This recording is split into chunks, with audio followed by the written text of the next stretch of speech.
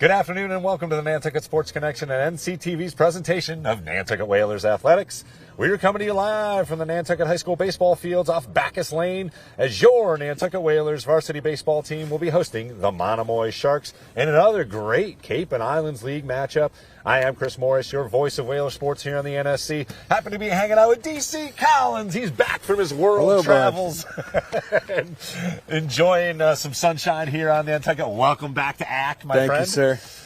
We've got a good one here today. The Whalers come in having won 2 in a row away from home after a nail-biter win over a Cape Tech to move their record to 3-2 on the season. The Sharks have been touted as one of the premier squads in the league here for the last couple years, really, and have started the season off 4-1 with their lone loss coming to those St. John Paul Lions, who we saw not too long ago as well. And this will be one of those litmus test games for the Whalers, certainly. And before we actually get to our game preview, I do want to take a moment and thank the founding underwriter for the sports here on the Nantucket Sports Connection and NCTV, the Nantucket Golf Club Foundation. They have made the children of Nantucket High School a priority to their philanthropic efforts and have continued those efforts with their support of our live broadcasts. The Nantucket Golf Club Foundation, proud supporters of Whalers Athletics. The Nantucket Sports Connection would like to thank its founding sponsor, the Nantucket Golf Club Foundation, whose mission is to promote the positive development and enrichment of Nantucket's children. For more information on the Nantucket Golf Club Foundation, go to nantucketgolfclub.com. Support for the NSC provided in part by Highline Cruises, providing year-round high-speed service to Nantucket since 1996. For more info, visit highlinecruises.com. Underwriting support for the NSC is brought to you in part by MIAA, the largest full-service law firm in Central Mass, also serving the Cape and Islands. Visit MIAALaw.com to learn how MIAA can assist you with your legal needs. NCTV and the Nantucket Sports Connection would like to thank our Nantucket business sponsors for their support of today's Whalers broadcast.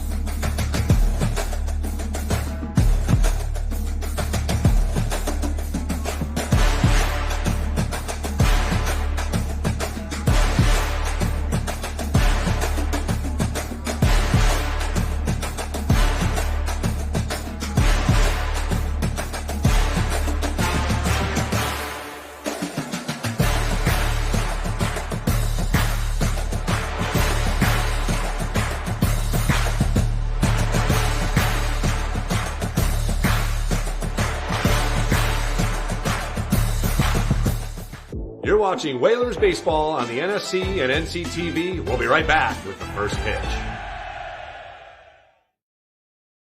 I want to welcome you back to live action here as we get all set up for a key Cape and Islands League matchup between your Whalers and the Monomoy Sharks. Nantucket took their show on the road for the last 2 games, defeating Sturgis West and Cape Tech. Hanson Dalton really pitched around some dicey situations for the win over Cape Tech. Head coach Jack Pearson has a very committed group led in the clubhouse by junior Ronald Del Rosario Gomez, who will need to come up big today as he has been leaned upon to not only pitch but head up the defense up the middle, and he is hitting in the number 3 spot. Actually, the number 2 spot today, so we'll look for him to do some things. Justin Torres, obviously, is one of those utility outfielders. He had 3 hits in the game off island against Cape Tech. Henry Tejada, Andrew Lavin, and also Keegan Bedell had multi-hit games. So the Whalers bats waking up a little bit. I'm going to turn it over to DC. He's going to run through the lineups here real quick as we get all set up for the first pitch coming up here shortly. Thank you, Chris. Nantucket with a record of 3-2 overall, 1-1 in the league. Monomoy with a record of 4-1. They will start off. Finn Hyor, the pitcher, will lead off for the Sharks this afternoon. The shortstop is Chase Yarlitz, batting second. Batting third is Chase Robbins. He's at third base. The first baseman, Casey Hughes, is in the cleanup spot today for Monomoy. Batting fifth for Monomoy, the center fielder, Lincoln Sanford. Michael Webster, the left fielder, bats sixth. The catcher is Henry Brown, batting seventh. Jake Larrabee, the right fielder, bats eighth. Second baseman, Joe Ventura, rounds out the lineup for the Sharks. Behind home plate, Paul Callahan calling the balls and strikes. On the base pass, Brad Lima. 51 degrees, mostly sunny skies here on Nantucket. Southwest winds 15 miles per hour, blowing out towards right center field today. There will be a sun field. Some of those balls in the jet stream could get over the fence. And here with the call of this afternoon's game between Monomoy and your Nantucket Whalers, the voice of the Nantucket Sports Connection, here's Chris Morris. Great stuff. Iora sets in and takes ball one from Keegan Bedell. Sharks have the Chases. We've got the Keegans. Keegan Bedell, one of those two. He is on the mound tonight, and he will throw some junk here and hopefully find the strike zone a little bit better than he did in the St. John Paul game. That is his only weakness, really. He, again, can play a couple different positions for Coach Pearson, but he does a really nice job mixing up his pitches. He'll throw some off-speed offerings. 2-0 pitches right there at the knees. Good take. And a good pitch from Bedell. As you can see, Eli McKeever heads up that defense behind the plate. And we'll work it around the horn here shortly. Playing first base, Evan Cranston. Keegan Canty, the other Keegan, at second base. Ronald Del Rosario Gomez at short. And Henry Tejada rounds out the infield. 3-1 offering is low, so Hyora, unfortunately for the Whalers, draws a walk, and he should be off and running, as this team will definitely get things going. Joao Silva out in right field, Alex Horton in center, and Justin Torres in left field. Well, Chris, already improvement from last year. You know, we did the game last year here, May 15th, and it was all Monomoy, 8-0 over Nantucket. So with the record early on for the Whalers, definite improvement over last season. Hyora dances a little bit, and the pitch hits Chase Yarlitz in the shoulder, so that will put 2 runners on here in the first, and the Sharks off to a good start. 2 runners on to begin the game. Third up is Chase Robbins. As DC noted, he'll be playing third base. Let's see if Bedell can work out of a jam here in the first. First offering is a bunt. It's a good one. Going to be a tough play at first. Nice play by Bedell to get him, but runners advance to second and third. 2 runners on in scoring position now for the cleanup hitter.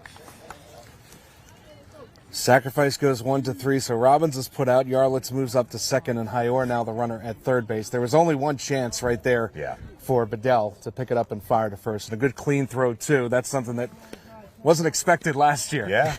Fundamentals. So Casey Hughes, good stop by McKeever on the low offering.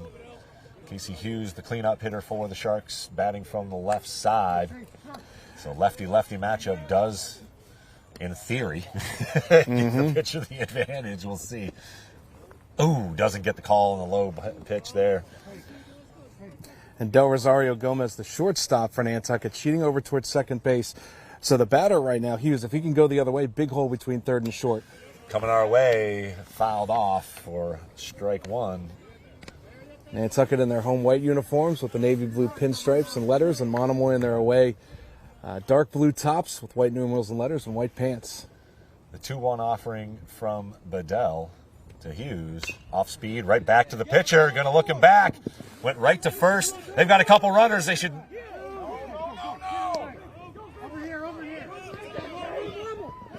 Quick throw gets the out, so a double play ends the inning. The run does count. Again, a little mental error. Should have run down the third base runner, but nonetheless, they get out of a jam with just the 1 run, and we'll keep it here in between innings as the Whalers will come to bat. Good luck scoring that one, my friend. Smithsonian scorebook already. We'll figure it out. Nonetheless, the double play, nice heads-up play to complete the double play, but again, the run does count. So the Monomoy Sharks will take the field up 1-0. And we do have Brock Beamish here with us. We'll see if we can track him down. He will be in between innings, and he is keeping some score for us. Again, like to have him on the field, but happy to have him with us while he recovers from his shoulder injury. And again, looking forward to him getting back on the playing field here very shortly. I know it's tough to watch. It's tough to watch without being able to contribute offensively or defensively. Obviously, Alex Horton taking his place in center field.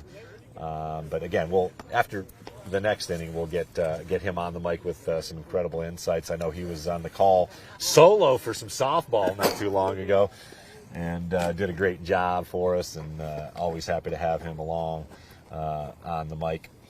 But, I mean, despite giving up the run, Whalers pretty fortunate there to get out of a jam with just the one run. Well, Chris, yeah, that's fundamentals there. We mentioned, okay, probably should have thrown home, but at least they got the double play. That scoring play goes grounded into the double play, 1-3-6-5, and the run does count because it's scored before the third and final out was made. But still, a lot, again, just looking at this from our perspective, my perspective, my first time seeing them in person since last year, just 100 times better as far as what's going on, the communication, even in being in the right position to field the ball, at least on defense. 100%. And I think that will ultimately reflect in their overall record once things are said and done. And who knows? I mean, playoffs could be a thing this year. As you know, obviously, it would be nice to have a winning record and get in that top 32.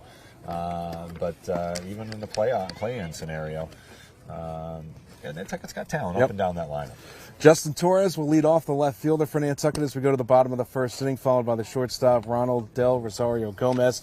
Batting third is the third baseman Henry Tejada. Andrew Lavin is the DH, and he bats the cleanup spot this afternoon for the Whalers.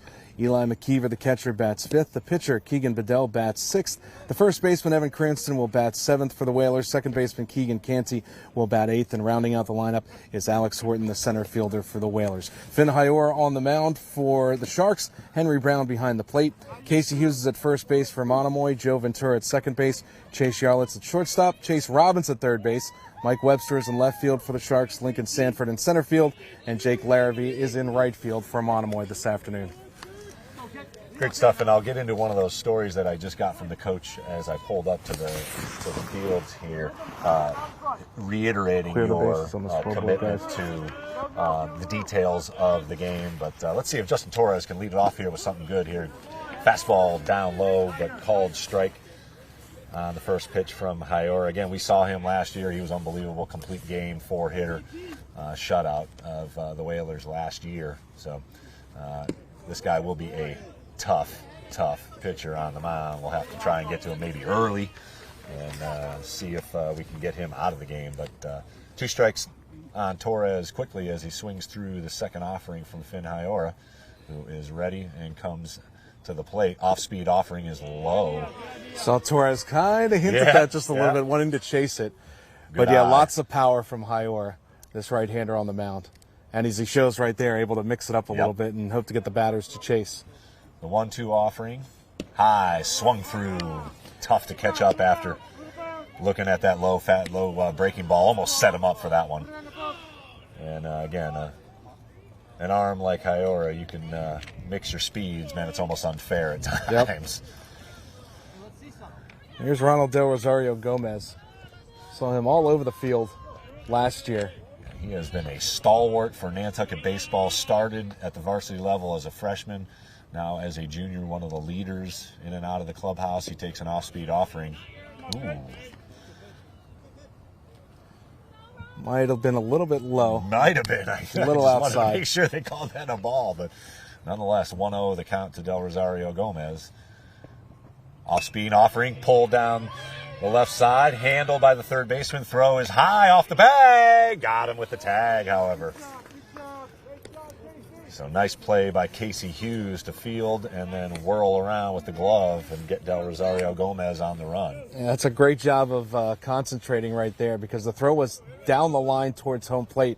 Had to field it and sort of in one motion pirouette and tag Del Rosario Gomez coming down the line for out number 2. Who is a quick, speedy runner as well. So 2 down now. Off-speed offering finds the zone as Andrew Lavin, who will DH to start the game.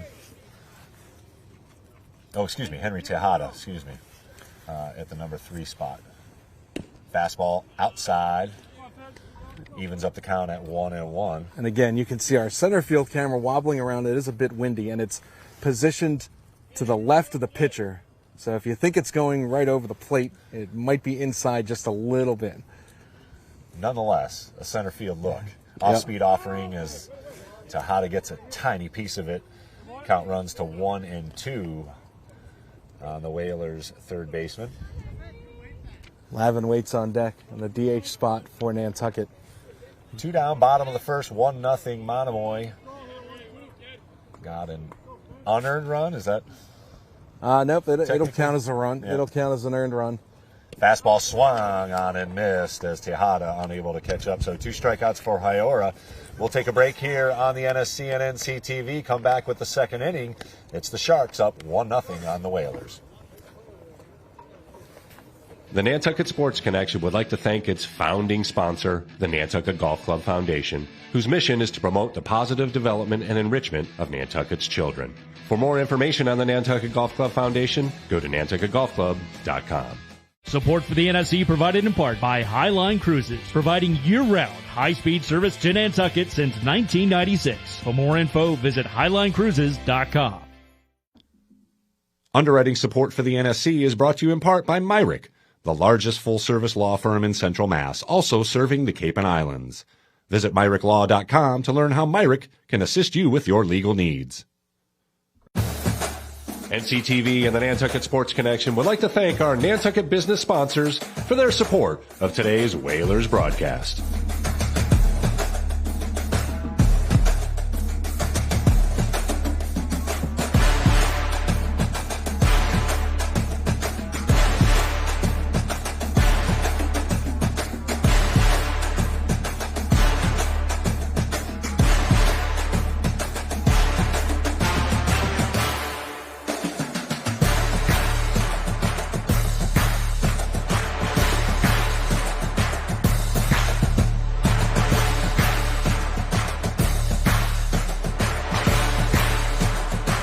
You're watching Whalers Baseball on the NSC and NCTV. We'll be right back with the first pitch. Well, looking back to live action as number 11, Lincoln Sanford, the center fielder for the Sharks, stands in against Keegan Bedell. 1-0. The Sharks with the lead. And Bedell's first offering catches him on the leg. No movement there, however. So a second hit batter for Bedell. And it'll be Sanford jogging to first base as the leadoff runner once again is on for the Sharks.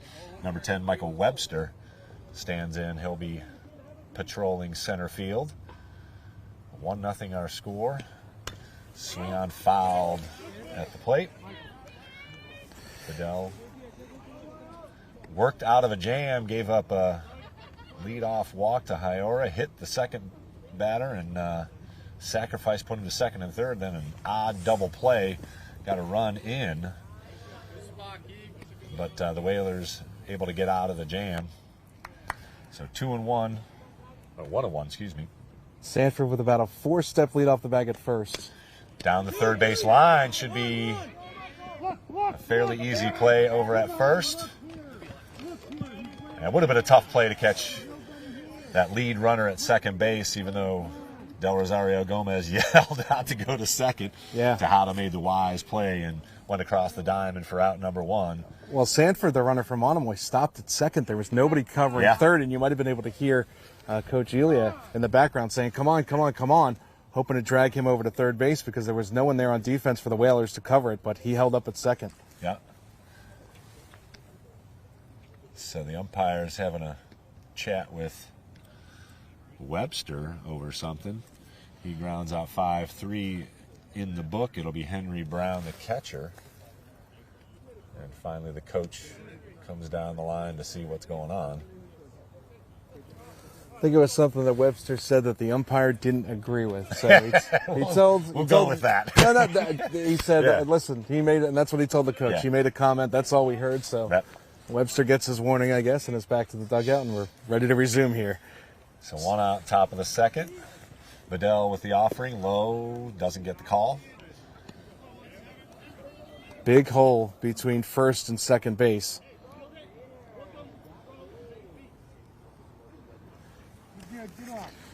Sanford, the runner at second for Monomoy right now. With a called strike there.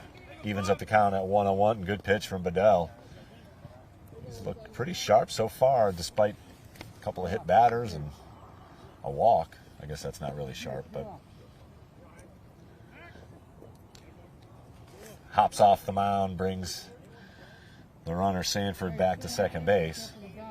And Sanford reached on the hit batsman. Del Rosario Gomez at short for the Whalers, about 2 or 3 steps from the edge of the outfield grass, playing very deep. Swing and a miss on the off-speed offering. Way out in front was Webster.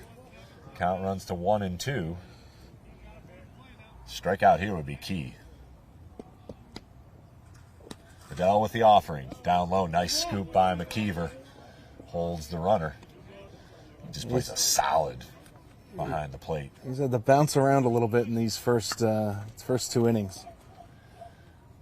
2-2 the count here, 1 out in the top of the second. Webster takes another ball low.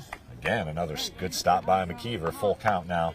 Sanford increasing his lead, the runner at second base for Monomoy. Was about 4 or 5 steps, now getting about 6 or 7. See if he stays put or tries to swipe a bag. If he tries to swipe it, the rule is you got to make it to third base. Off-speed offering, swing and a miss.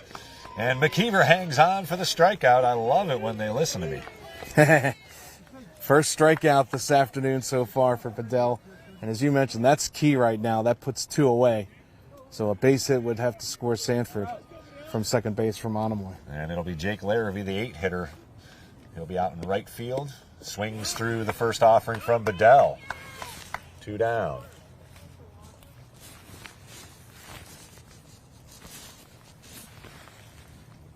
The 0-1 offering low again. McKeever keen to what's going on now. He's in position to scoop that low pitch. Count evens at 1-1. Again, dancing off a second base is Lincoln Sanford. But the key is getting the base runner swing and a miss through that little Ephus curveball there, baby. That was a filthy pitch that Larrabee had no clue where it was going to end up. And swung out way ahead of that one. 1-2 now the count as Bedell comes to the plate. Another. Oh, thought he had it, but just a bit outside. Evens up the count at 2-2. Yeah, you can almost see Bedell almost look at our camera out in center field as he walked back up to the mound. He really wanted that pitch to be strike 3. And skips one to the plate to run the count full.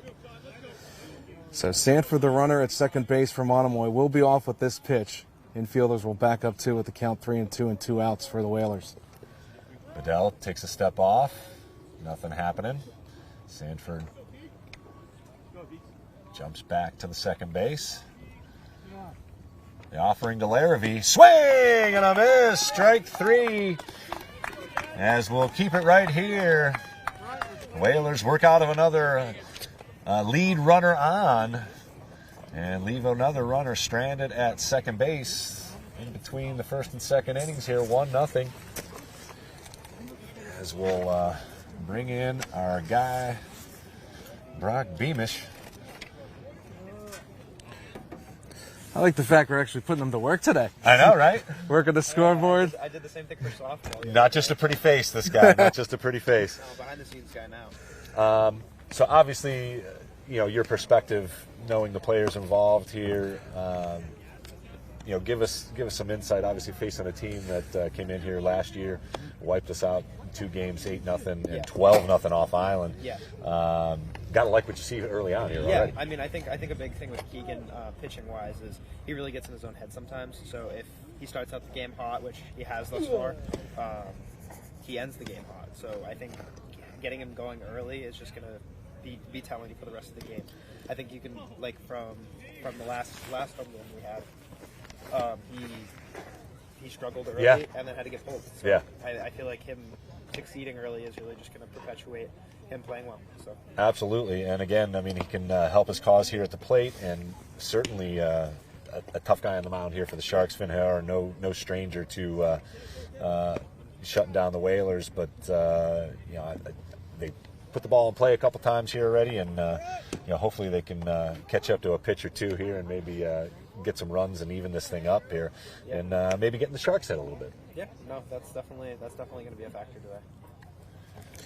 Well, thanks as always to Brock Beamish for joining us here and providing some insight. We'll be chatting with him throughout the game, and certainly look forward to getting him behind the mic as the Whalers step in here for the bottom of the second inning. It'll be Andrew Lavin leading off in the cleanup spot, the DH for the Whalers, followed by Eli McKeever, the catcher in the 5 slot, and Keegan Bedell will have his chance to plate The pitcher for the Whalers batting 6th here in the bottom of the second. Monomoy leads 1-0. Lavin takes ball 1 and looks at a good fastball there to even it up at 1-1. I can tell you this, he looks a mini replica of his father, TJ, at the plate, left-handed batting stance, looking to hit one over towards Stop and Shop. Yep. Yeah, he is not shy on cuts, that's for sure. There's a big cut on a breaking ball from Haiora. 1-2 now the count. So again, Whalers down just 1-0 here to the Monomoy Sharks. Andrew has a little bit of a wider stance at the plate.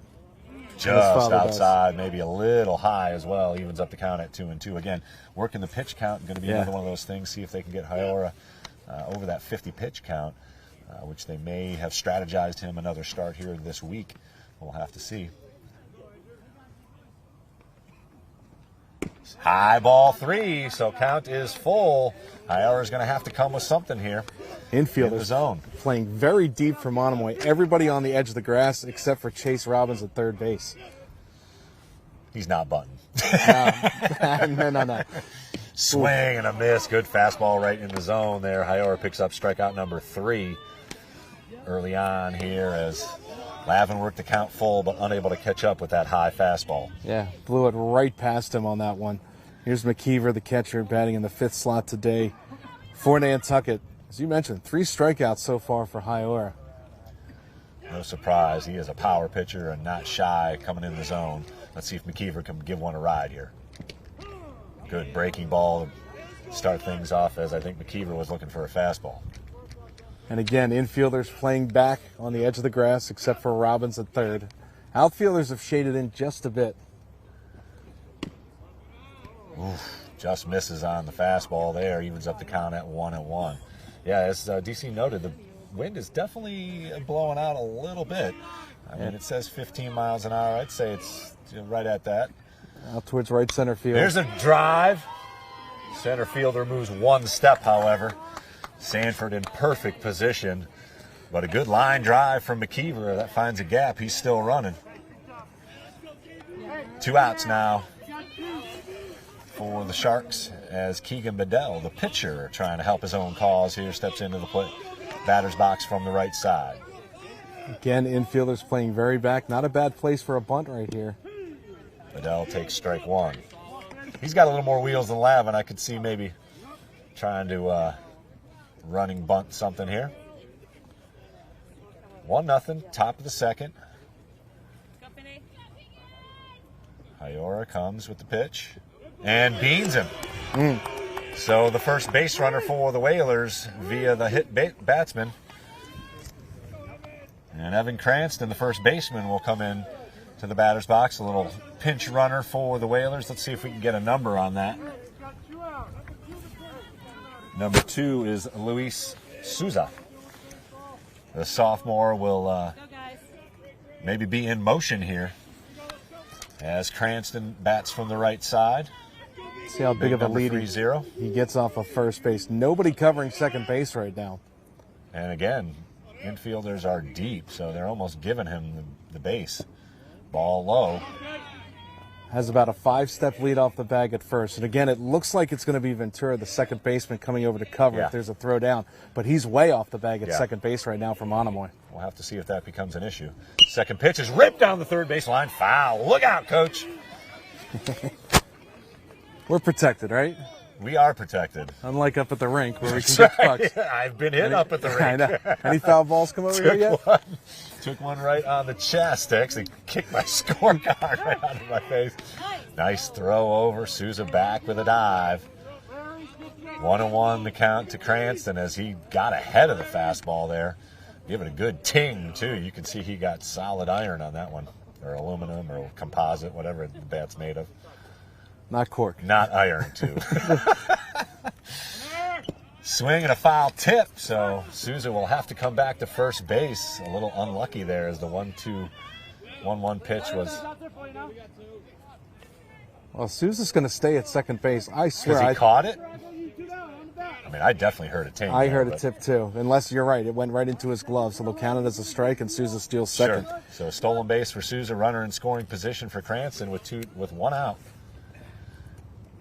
He puts one in play. Center fielder in position and makes the catch. Actually, there were 2 outs. So a couple of good rips off of Haiora, but unfortunately the Whalers still no score. So we'll head to the top of the 3rd inning. The Sharks up 1-0. We'll be back with more baseball action here on the NSC and NCTV.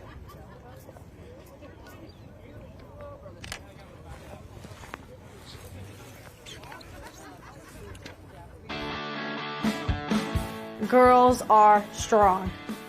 Girls can throw. Girls can play football if they have a determined mindset. Girls don't have to just look pretty. They can pack a punch, believe me. My name is Ashley Platt. I'm on the Nantucket Whalers football team, and here's my story.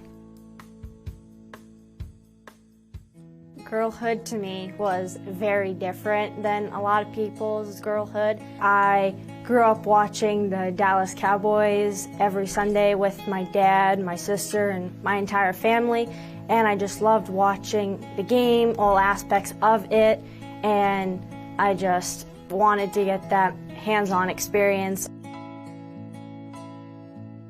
Since I was little, I've been bullied a lot. I'm still bullied. I was bullied for my weight, my attitude. It just didn't make me feel great, and it made me very upset at points, but I have a sense of determination that I just walk through it. Being tackled is crazy as it is, but Coach Machado has taught me that when you're hit physically and mentally. There we are. Want to welcome you back to live action here as we get ready for the top of the 3rd. Bedell on the mound, still saying hello to our good buddy over at Nantucket Current Sports, of course, David Creed. Read all about today's game and tomorrow's online version of the Current. The number 9 hitter, Joey Ventura, leads it off for the Sharks. And we get back to the top of the lineup in Finn Haiora and Chase Yarlitz to face Bedell, who is once again behind the leadoff hitter 2-0. Top of the 3rd inning with Monomoy with a 1-0 lead. They've got 1 run, no hits, and they've stranded a runner on base. 3-0 now the count as Bedell struggling to find the zone here early on, but has battled to allow just the 1 run, and 4 straight pitches he walks Ventura. So as you can heard from Brock Beamish in between the innings, Bedell hopefully is confident because he's run through this lineup here once already, and really, not too much damage done. Mostly his own damage. Hit a couple of hit batters and a couple of walks. So Haiora, number 12, the leadoff hitter and pitcher today, stands in against Bedell, gives a long look at first base and comes to the plate. Low ball 1. Just not getting that call. No, and about a 4-step lead off the bag for Ventura. Haiora walked and came around to score the only run of the ball game. That was back in the top of the 1st inning for Monomoy. It was an interesting double play scenario where really they could have gone after Haiora, but decided to go and get the runner at second base caught in between the bags. So a bit of a base running error really by the Sharks that worked out in their favor to score a run. 2-0 the count as Bedell comes to the plate. Good pitch, outside corner for strike 1. Great job of concentration, too, and firing to the plate. I know he was looking over at the runner at first base, Ventura, but he was zoned in on his delivery to home plate. And a quick delivery here, fouled off by Haiora. And I think like mixing it up, too. I think he got lucky on that one as Haiora chased one way above his eyes out of the strike zone. But sure, if that's what works, off-tempo pitching, let it rip. 2-2 offering from Bedell. High ball 3. Tried to sneak in that breaking ball on the high side of the zone or top of the zone. Unable to curve it in. So full count now on Haiora. Nobody out here. And it's the top of the 3rd. Runner is going. High ball. It was ball 4 anyways, so. He should not be on the field, I know. Time out, but He didn't. The runner at second base, Ventura, didn't realize that it was a walk and then heard time from somewhere. Yeah. Wasn't called by the umpire, but jumped off the bag, and that's why the coach was like, get back on, get back on. Yep. So 2 straight walks right now, even though he's been close on almost all the pitches. Now a little bit of a jam here for Keegan Bedell, the pitcher for the Whalers. Runners at first and second for Monomoy. They've got a 1-0 lead, nobody out in the top of the 3rd inning. This is a key batter right here, Chase Yarlitz, the shortstop in the 2 slot. He was hit by a pitch his first time up in the top of the 1st inning. So a little conversation at the mound, trying to calm him down again. I think Brock Beamish hit the nose on the head, or nail on the head there. Got to get out of your head, just make pitches. Yep. Your defense is there, let them do their job. Again, I would almost expect a bunt here, nobody out first and second. Got to put the runners in motion, get out of that force play, but we'll see if Chase Yarlitz lays one down here, or they play it straight up. No activity in the Whalers bullpen as of yet. Yarlitz semi-squared, looking at ball 1.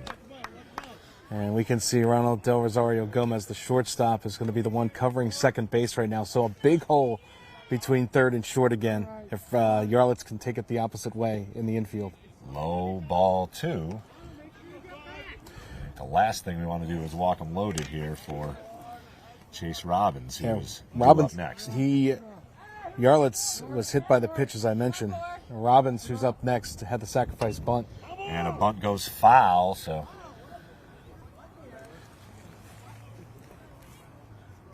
Bedell able to get the count now to 2-1 on the foul ball.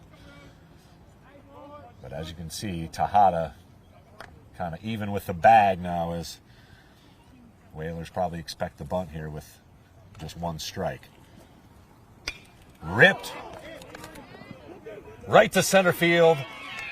Nice play by Alex Horton. So some well-placed outfielders between the 2 teams, as that was on a line, but nice play by Alex Horton for the first out of the inning. Force play still in play, but again, Casey Hughes could still lay one down here. Horton had to battle the sun and battle the wind a little bit as that one was diving on him as he came in from center field. So Jumping off the mound was Bedell. Robbins, he's the one that hit the sacrifice bunt back in the 1st inning. He rips one down the 3rd base line. This could be 2. Steps on the bag. Tejada across the diamond. Double play.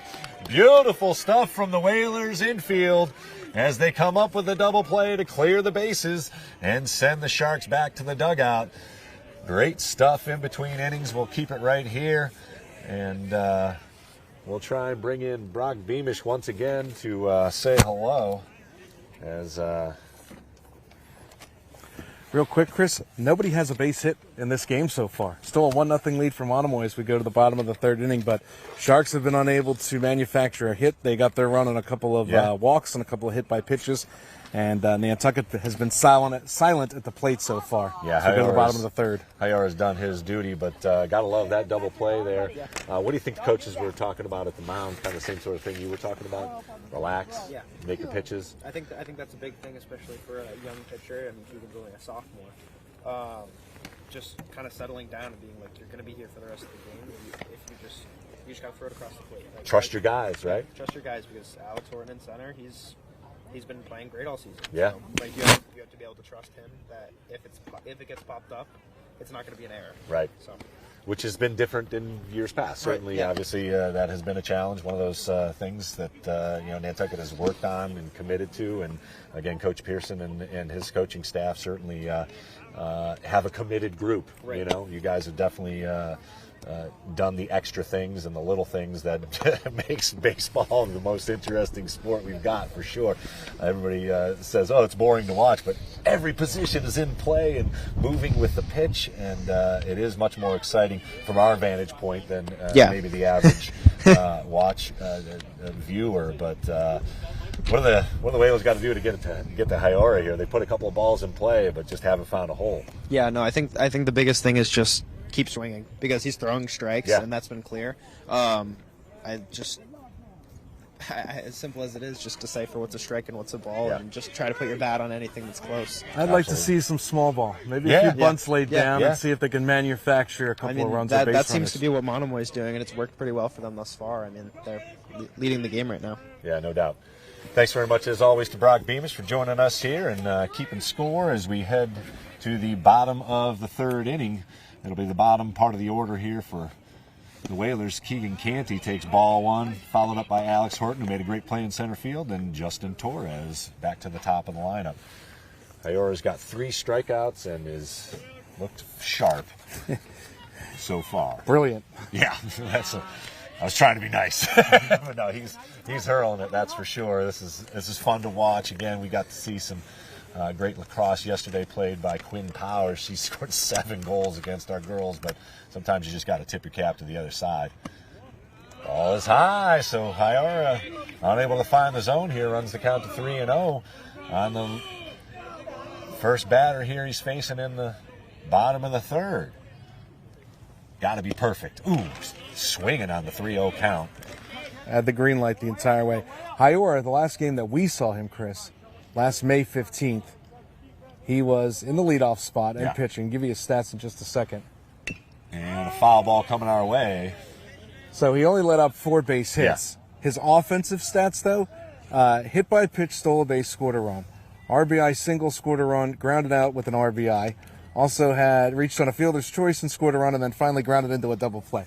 So hot from both sides, from the field, or from the plate, and also on the mound. 3-1 pitch from Hyora is a breaking ball down to the third baseman.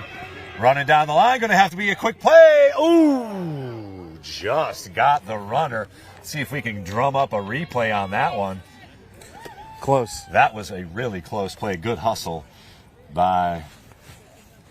Well, it had a few bounces on it, and Robbins, the third baseman, decided not to charge it instantly and took his time, and so the long throw got him by about a half a step.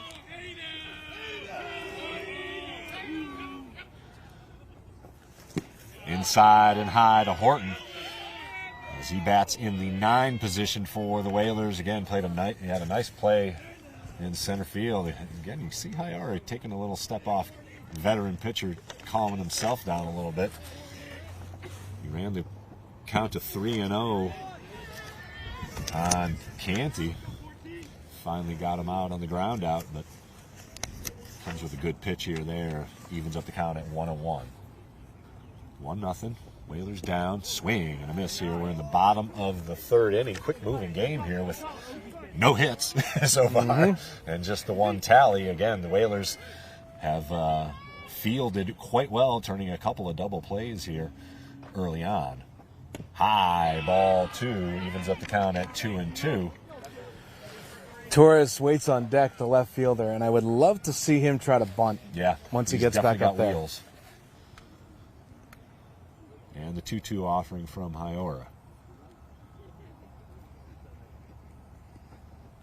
Off-speed pitch, swing and a miss. Good pitch. 4th strikeout picked up by Hyora, all the swinging variety.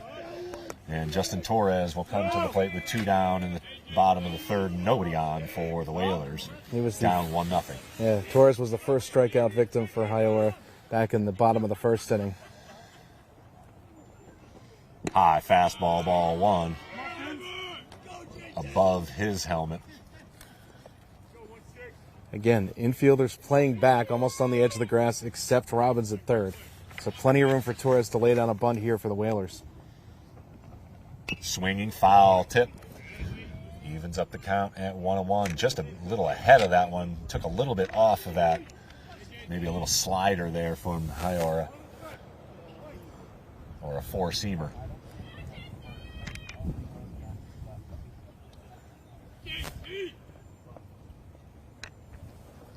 Torres gets to this one, pops it straight up.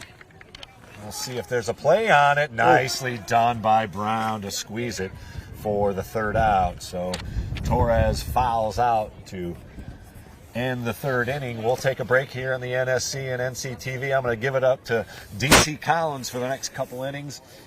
Whalers down just 1-0 to the Monomoy Sharks.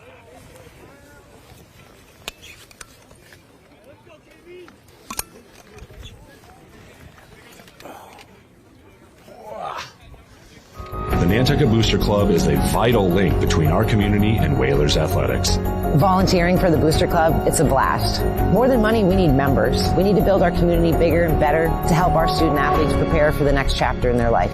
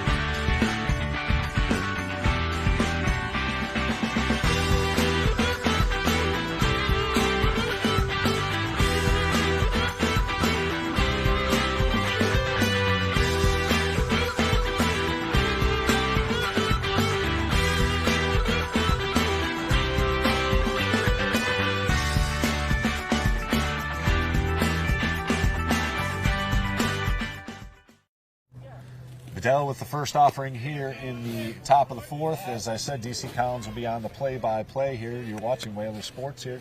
Monomoy up, 1-0. Thank you kindly, Chris Morris. As we start the top of the fourth inning, and the Sharks with a 1-0 lead. Casey Hughes, the first baseman, to lead off. And next pitch is in the dirt. So the count, 1 ball and 1 strike. It'll be Hughes, Sanford, and Webster, 4, 5, and 6 batters going up against Keegan Bedell, the left-handed pitcher on the mound for Nantucket. Next pitch fouled back to the screen, so the count 1-2. Hughes grounded into that funky double play, 1-3-6-5, but it drove in a run. That was Hyora. That was all the way back in the top of the first inning, and that's what's given the Monomoy Sharks a 1-0 lead here as we play in the top of the fourth. First of 2 double plays and a great pitch there. Oh, Hughes was totally miffed and fooled by that one as he had a hitch in his swing. So another strikeout there for Bedell. And that will be his third of the afternoon, and there's one away here in the top of the fourth inning. So good pitching here this afternoon between the starters, Keegan Bedell and Finn Hyora. Great stuff. Here's Lincoln Sanford. First pitch he takes in the dirt, 1-0. Sanford, the center fielder, in the 5 spot today for Monomoy. He was hit by a pitch. That was in the second inning. 50 degrees, mostly sunny skies here on Nantucket as the next pitch is swung on and missed, and it's quickly 0-2. We've got a wind blowing out towards center field at about 15 miles per hour. Hasn't really come into play. Not many balls have left the infield. No, we had a couple shots out to center field, but those are on a rope.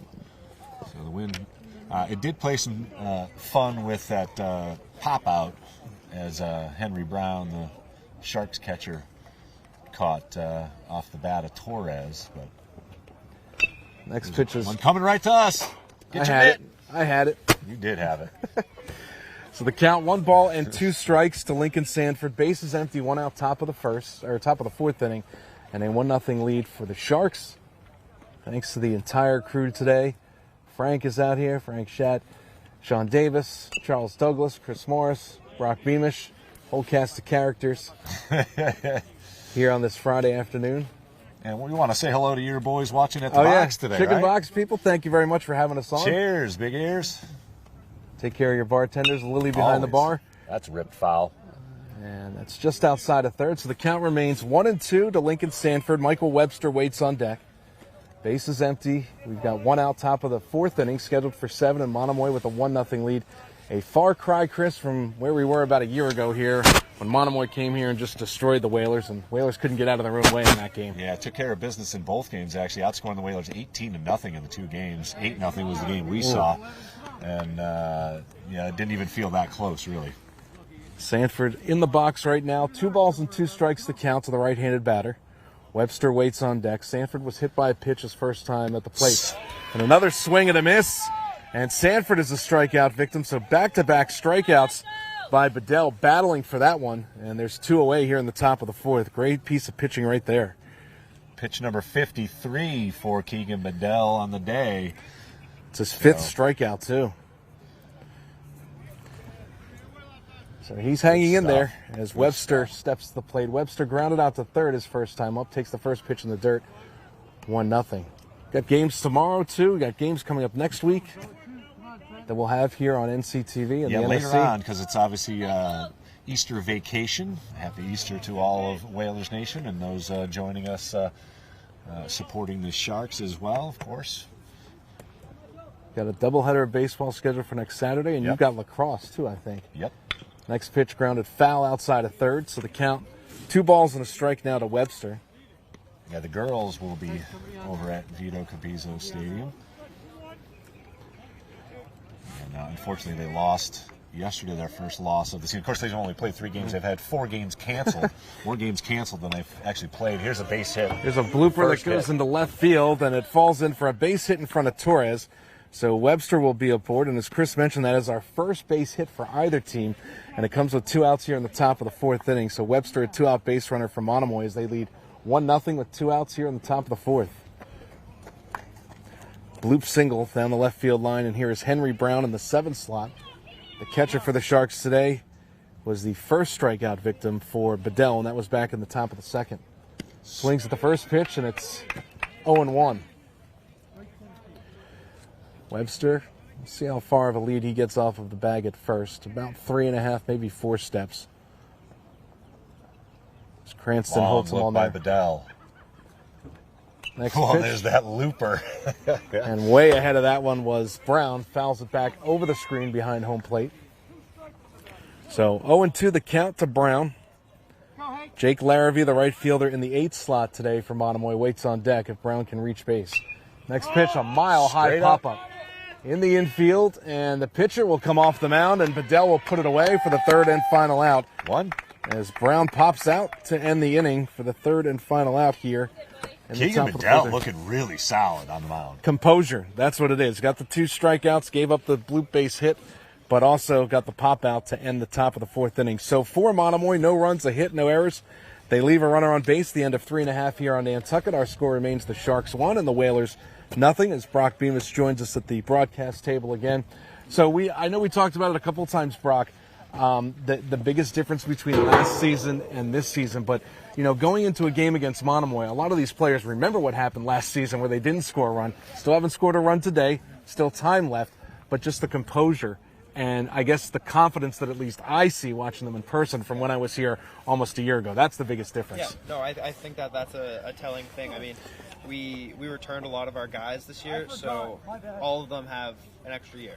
Like, we're all a year older, bigger, stronger, faster. We feel like we can compete with this team a lot more than we did last year when it was, we're starting 3 or 4 freshmen behind the dish, and probably half of our rotation was probably freshman or sophomore. Like we only started 2 upperclassmen throughout the entirety of last year. So, and just graduated 1, right? Dwyer was the only graduation, and then Junior and Felix were also okay. But they were sometimes they'd cycle in and out. So, but one position player. You're right. One consistent guy that we had to account for, which I feel like we've been able to do pretty well thus far.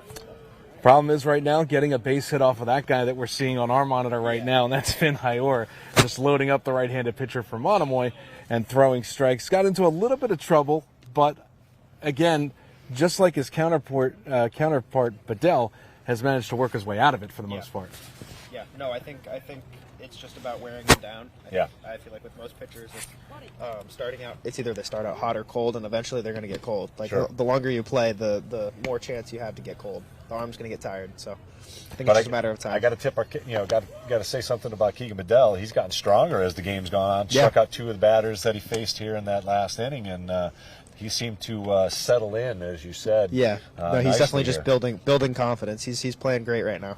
Absolutely. Once again, thanks very much, Brock Bemis, for joining us here on the mic. And we'll get some more insight from him as the game progresses here, as Hyor is ready to face the Whalers here. And once again, DC Collins on the call. Thank you, Chris Morris. We go to the bottom of the 4th inning right now. And the Whalers trailing 1-0 to the Monomoy Sharks, scheduled for 7 innings of play. We talked about him, Finn Hyor, the right-hander, back on the mound for Monomoy. 2, 3, and 4 batters for the Whalers to lead off here in the bottom of the 4th. It'll be Ronald Del Rosario Gomez, the shortstop, takes the first pitch for a ball in the dirt, and it's 1-0. Henry Tejada, and then also Andrew Lavin, 2, 3, and 4 batters for the Whalers. Hiora definitely comes with a different arm angle with his breaking pitch, so and again, you got a millisecond to judge that, but he does have a slightly different arm angle. That pitch was a strike, so it's 1-1 to Del Rosario Gomez. He grounded out to third his first time up, and that was back in the bottom of the first inning. 1-1 pitch, and that one is chopped. Bad hop, but able to field it as Hiora. Long throw to first, and just in time, they get Del Rosario Gomez. Hiora looked all discombobulated on that play, had to field it on a short hop, and then sort of lobbed it over to first instead of beamed it down there.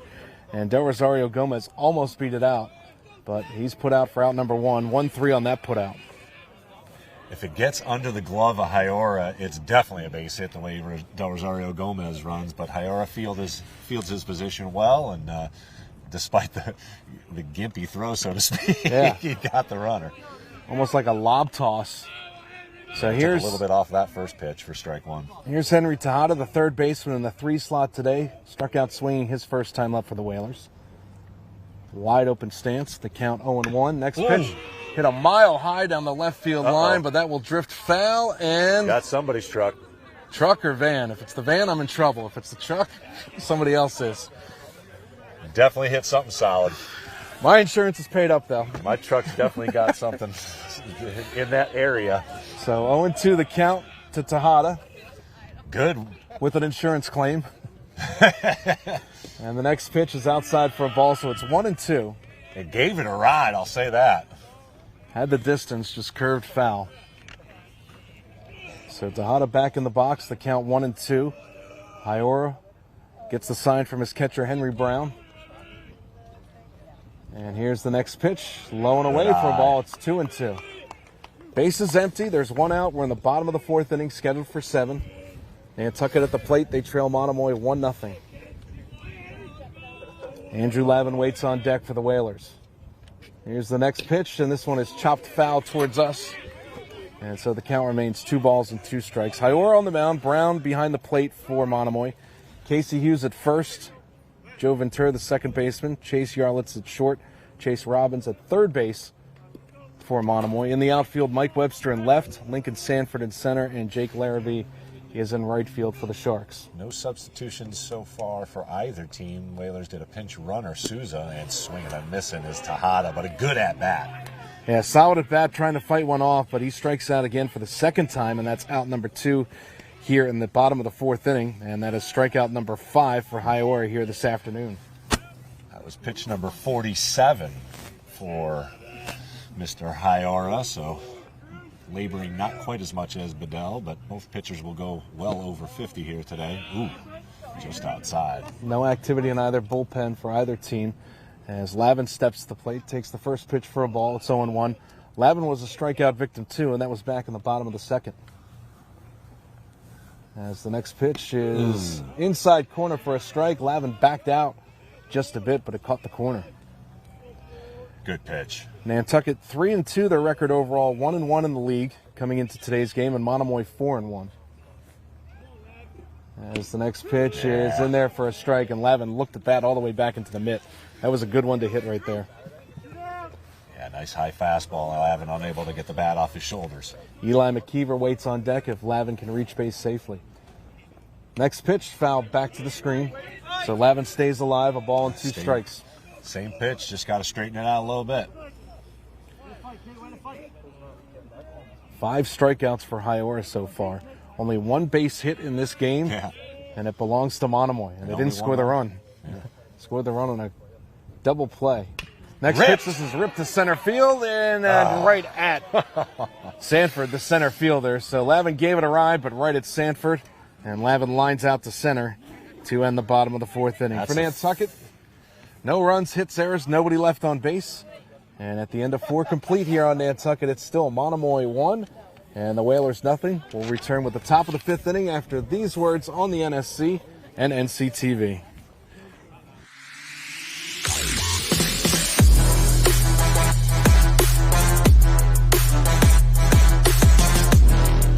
First hoop, Simpson gathers for Nantucket. Francis over to Aguilar. He'll look for 3. Got it! Huge shot from Cub.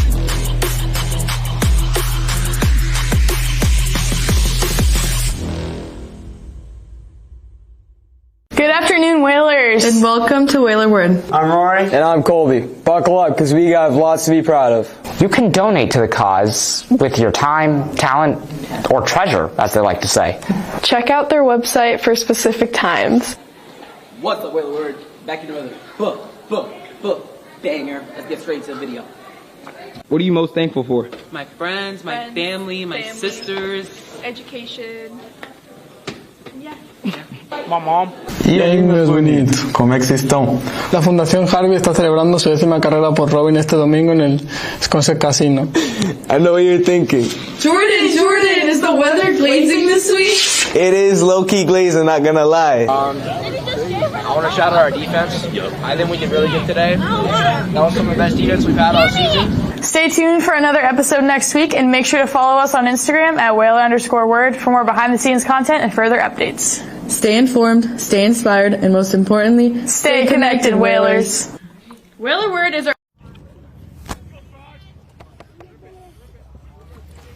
Back here to start the top of the 5th inning with Monomoy on top of the Whalers, 1-0. And the 1-1 pitch is grounded towards third. Up with it in time is Tejada, fires to first in time. And Jake Larrabee is retired for the first out here in the top of the 5th inning. As Monomoy leads 1-0, Joe Ventura, the number 9 batter, the second baseman for the Sharks, will step to the plate, followed by Finn Hyora. If you'd have told Coach Pearson it would be a 1-0 game in the top of the 5th, he would have taken that bet all day. Sign me up. Sign him up. Yeah. Great stuff from Keegan Bedell today. He has pitched a gem. 1-0 the count to Ventura, who walked his first time up. By the way, Larrabee, who just grounded out, was a strikeout victim. There's a ground ball base hit, and it holds the chalk. And they'll hold the batter to just a single. Good move right there by Torres to come over and protect the line, as that was a smash right past the third baseman Tejada. So only the second base hit, and that belongs to Ventura, as he's the runner at first base for Monomoy with 1 out. Whalers played very shallow in the outfield. Obviously, they know something we don't, but Torres quickly over to that ball to cut it off and hold the batter to just a single, because normally you go down the third base line, you're getting 2 bags. But good job by the Whalers. Good coaching. Again, having your players in the right position, that's just part of baseball. And that was right up the line on the chalk. Yeah, Tejada, barely any chance to get to that one.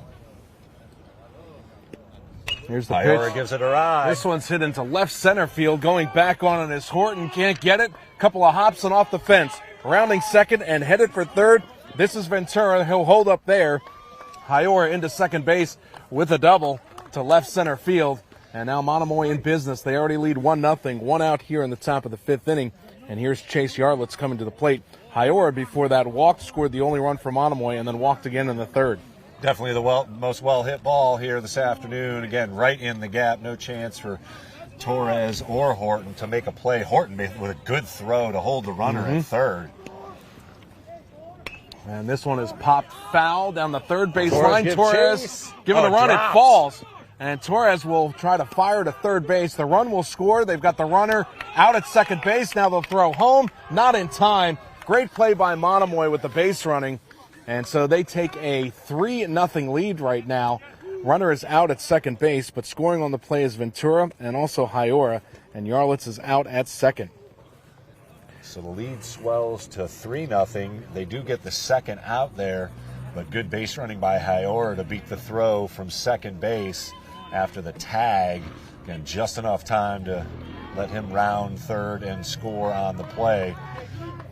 We thought it was going to run foul there, but unfortunately Torres unable to catch up to it in fair territory, and both runners able to score on the play, bringing the lead to 3-0 for Monomoy.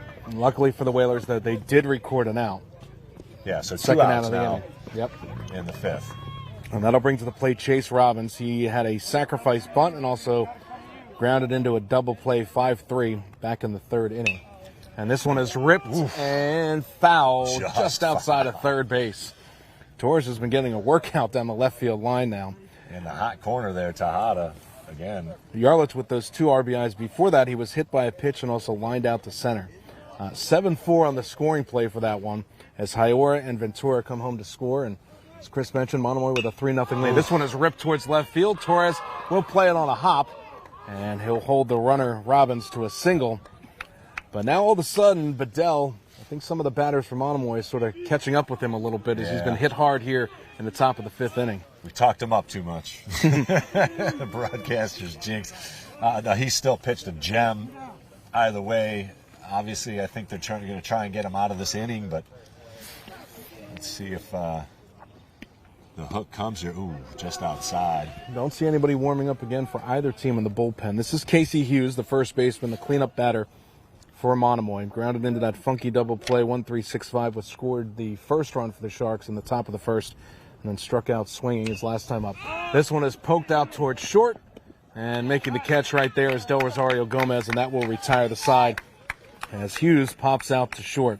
But Monomoy, they strike with 2 runs. They get 2 runs. They do so on 2 hits. They're 3 hits, rather.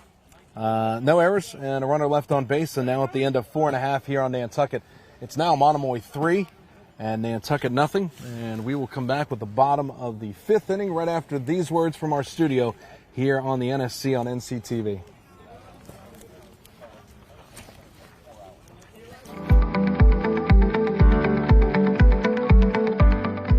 Tom Nevers Road, a well-traveled route for cyclists, pedestrian, and drivers, is without a dedicated bike path, leaving safety as a major concern. Article 14 proposes allocating $6.85 million to construct a new bike path along Tom Nevers Road. This investment will improve safety and support active transportation like biking and walking.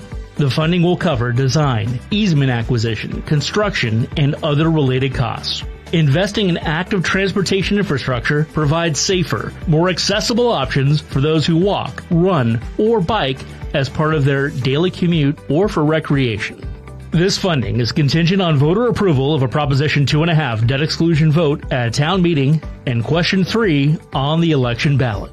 An affirmative vote at town meeting and the town election will mean that the annual tax bill for an average year-round property valued at $2,058,091 and which qualifies for a residential exemption will increase by approximately $14.66.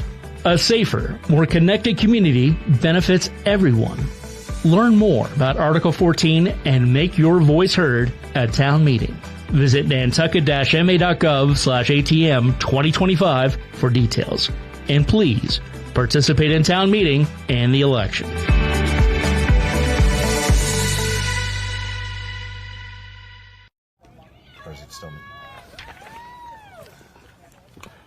So we go to the bottom of the 5th here on Nantucket. Whalers trailing 3-0 to Monomoy. Eli McKeever, Keegan Bedell, and Evan Cranston. 5, 6, and 7 batters to lead off for the Whalers, trailing 3-0. Need a hit. Yeah. Need a hit. Need a couple hits. They've been no-no'd so far as the next pitch is swung on and missed. So quickly the count goes to 0-2 to McKeever. He lined out to center his first time up. No runs, no hits, no errors for Nantucket. And they have not let a runner on base. They've left 1 runner on base. As the next pitch is a ground ball to short. Play. Could be it. Yes, and base bobbled. hit. And safe at first base is McKeever. Got tangled up between Yarlitz, the shortstop, and Robbins. Nobody decided who was going to get it. So McKeever is now the base runner at first base for Nantucket as they start off the bottom of the 5th inning. That would have been a tough play either way, even if it was cleanly fielded by either one of them. McKeever hustles pretty well down the line for the catcher position as we see Brown trotting to the mound. Maybe they got something on here, maybe a pitch out of some sort, seeing if maybe McKeever's going to be in motion. 3 runs on 3 hits, or 4 hits rather, for Monomoy, and they have stranded 4 runners on base. And 3 of those hits came last inning. First pitch inside for a ball, so it's 1-0 to Keegan Bedell. He was hit by a pitch and also stole a base in the second. McKeever for the Whalers is the runner at first base. Nobody out. We're in the bottom of the 5th inning, scheduled for 7 Monomoy with a 3-0 lead right now over the Whalers. Next pitch, here's a chopper out towards third. Tough hop for Robbins. Safe Fires at to second, and it's bobbled by the second baseman, Ventura, and everyone's going to be safe. The Whalers are in business here with nobody out in the 5th. So an E5 on the play, and as Robbins comes up a little hobbled, trotting back to third base. Safe at first, or at second is McKeever. Bedell is safe at first. And now the tying run will come to the plate for the Whalers. And that's Evan Cranston in the 7th slot today at first base. He lined out to center his first time up. Maybe a pitching change here. And we've got a conference for the Whalers right in front of our broadcast position here on the third base side. Again, nobody warming up for either team in the bullpens, but strategy being discussed as Cranston will be the batter for the Whalers. They trail 3-0. They do have runners at first and second, though, here in the bottom of the 5th, and nobody out. Nobody out. The key here, this could be a sacrifice scenario to put two runners in scoring position if Tejada or if Cranston does so, but I got a hunch that number 30 is going to be swinging here for the fences. I do too. The one thing to keep in mind, though, Chase Robbins, number 3, the third baseman for Monomoy, on that throw came up a little bit hobbling here, so he's holding his thigh. Maybe not a bad idea if Cranston tries to pull it down the third base line and try to test Robbins' mobility here, or lay the bunt down the third base line. Either way, it is Cranston squaring the bunt. And stepping off the mound is Hyora to look the runner back towards second. McKeever's the runner at second, and Bedell is the runner at first for the Whalers. 57 pitches now for Finn Hyora, so he is definitely close to his limit. Here's the first pitch to Cranston, lays down the bunt. Hyora off the mound, looks at third, fires to first, though. And just in time to get the runner at first base. Moving up to second base is Bedell, and moving over to third is McKeever. But again, a little lackadaisical throw right there, and it barely got Cranston. So the sacrifice goes 1-3, and there's one out, but now runners at second and third for the Whalers. McKeever at third and Bedell at second. 3-0 Monomoy, bottom of the 5th, but the Whalers threatening for the first time this afternoon. They've got one out, and runners at second and third. Pitch is low for a ball, 1-0. Big spot for Keegan Canty. And McKeever with a huge lead off of third base. And Bedell a lead off of second base. All the infield for Monomoy playing back. Next pitch, ground ball towards second base. A run will score as the second baseman Ventura fires over to Hughes. Scoring on the play, though, is McKeever. Give Canty an RBI ground out. And the Whalers are on the board. They trail 3-1 right now, with 2 outs. Souza, the pinch runner, moves to third base on the hit, on the contact now with 2 outs, however. But base hit will absolutely score another run. Let's see if Souza's maybe on the move, something wild. And here's Alex Horton in the 9th slot, the center fielder. He struck out swinging his first time up. Hey, they got to Hyora, man. They got to run. That's a yeoman's effort there. They got to run against Monomoy, which is something they couldn't do last year in 2 games. Absolutely. Next pitch, this one hit high in the air. That's going to get over the head. And this time Webster goes back. Webster can't get it. Scoring from third base is Souza, rounding second, heading for third. This is Horton. He's safe. He is safe as he slides in there. And the Whalers scored another run. Souza scores. Horton with the RBI triple. It's now a 3-2 ball game. Whalers still trail, but the momentum's certainly on Nantucket's side here with 2 outs in the bottom of the 5th. Great stuff from Alex Horton, the center fielder. You can hear Brock Beamish yelling. And the Whalers take advantage of the base runners and get to Finn Hyora. And the bench is excited down the first base side. Horton the runner at third. And here's Torres. Chance to tie the game here. Ooh, good scoop by Brown there as dancing off of third base was Horton. Pitch in the dirt, so it's 1-0. Torres 0 for 2 today. Struck out swinging and also fouled out to the catcher. Horton with a huge lead off the bag at third as the infield plays back for Monomoy. Here's the next pitch to Torres. Outside for a ball. Nice. So 2-0 the count. Hitters count. Monomoy 3, Nantucket 2. Whalers have scored 2 runs here in the bottom of the 5th inning. They've got a runner at third base and 2 outs. Here's the pitch to Torres. And he pops this one foul. It should reach the seats. And it does. It reaches the netting on top of the bullpen behind the plate. So now good pitch to hit there. Torres just missed it. 2-1 the count to Torres. Del Rosario Gomez waits on deck if Torres can reach base safely. Again, infielders all the way back for Monomoy. Horton leads off third for the Whalers. Next pitch to Torres, almost chased it, but held up, as that one was low, almost in the dirt, and it's 3 balls and a strike. Great job by Horton dancing off the third base, even if it's just in the periphery. 3-1, another hitter's pitch. Here's the pitch to Torres. And Yes! he ropes this one into That's right going to go field. over the fence again. And this time Larrabee can't get it. It's a couple of hops and off the fence. Torres rounds his second. horse. And he will Stays hold put. there. It's an RBI double for Justin Torres. He's psyched up. He's tied the ball game for Nantucket. We're all knotted up at 3 apiece as Horton comes home to score with 2 outs here in the bottom of the 5th inning. Once again, they listened to me, DC. I said we needed a couple of hits. Boom, we get them. You got to be out on the field coaching first base. And Torres went the other way with that one, showed his power. The wind probably got a hold of that one as well. Absolutely. And that's got to feel good for Torres, who came in 0 for 2 with a strikeout and a foul out. He delivers the game-tying RBI here in the bottom of the 5th. Great stuff. So an RBI double for Torres. Here's Del Rosario Gomez. Ground ball Tough to play. short. And up with it is Yarlitz. Fires to first in time. And Del Rosario Gomez is retired to the ground out 6-3. But Nantucket comes through. As Chris mentioned, they finally get a hold of High-Ora. And they score 3 runs in the bottom of the 5th inning. 3 runs on, we'll count them up. 1, 2, 3 hits. No errors. They leave a runner on base. And now at the end of 5 innings of play, scheduled for 7, it's a brand new ball game. Absolutely. Nantucket and Monomoy tied at 3 as we go to the top of the 6th inning in just a moment. We're going to keep it here and bring in Brock Bemis. Hey, that's some great stuff right there. A couple of balls all the way to the wall. They finally get to Finn High-Ora.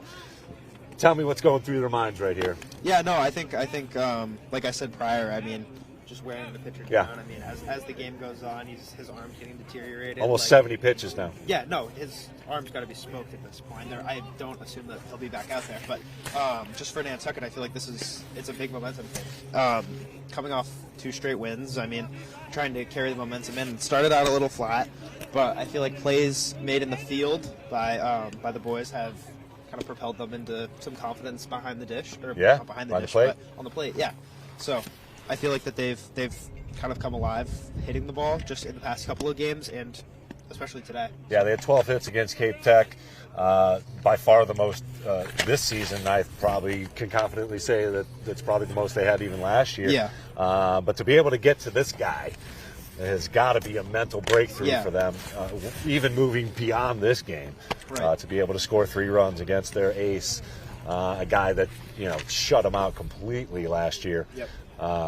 And key hits too, like with 2 outs. Now, we're not talking about just base hits. We're talking about doubles and triples. Yeah, no, getting Alex hitting a triple and then getting an RBI or getting their first hits of the ball game too. Yeah. They were just shut out and hitless until that bottom of the 5th inning, and then the bats came alive. Well, and I think part of that comes with adjusting, just with the like with the lack of hits. I feel like the outfield was playing a little farther in. Which definitely helped us there, but now they're going to back up. We hit it shorter and has chain reaction. So Lincoln Sanford right there popped out, the first offering from Bedell to first base, and quickly 1 out as we've got Michael Webster in the batter's box right now, and Henry Brown will follow him up.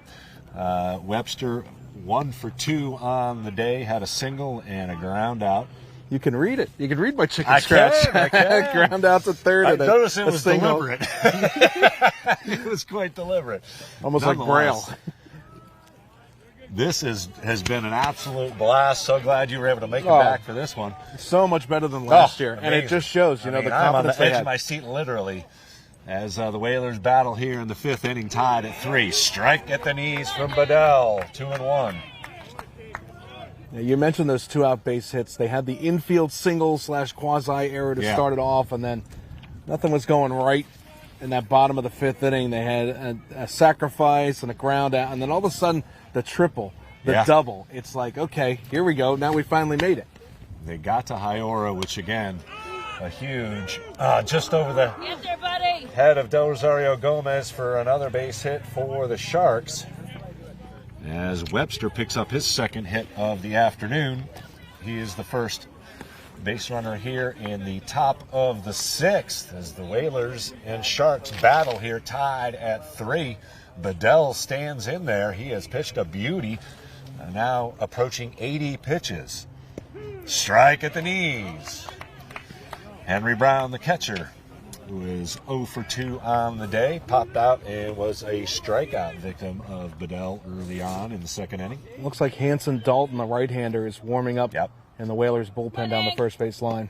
2, good pitch right at the knees.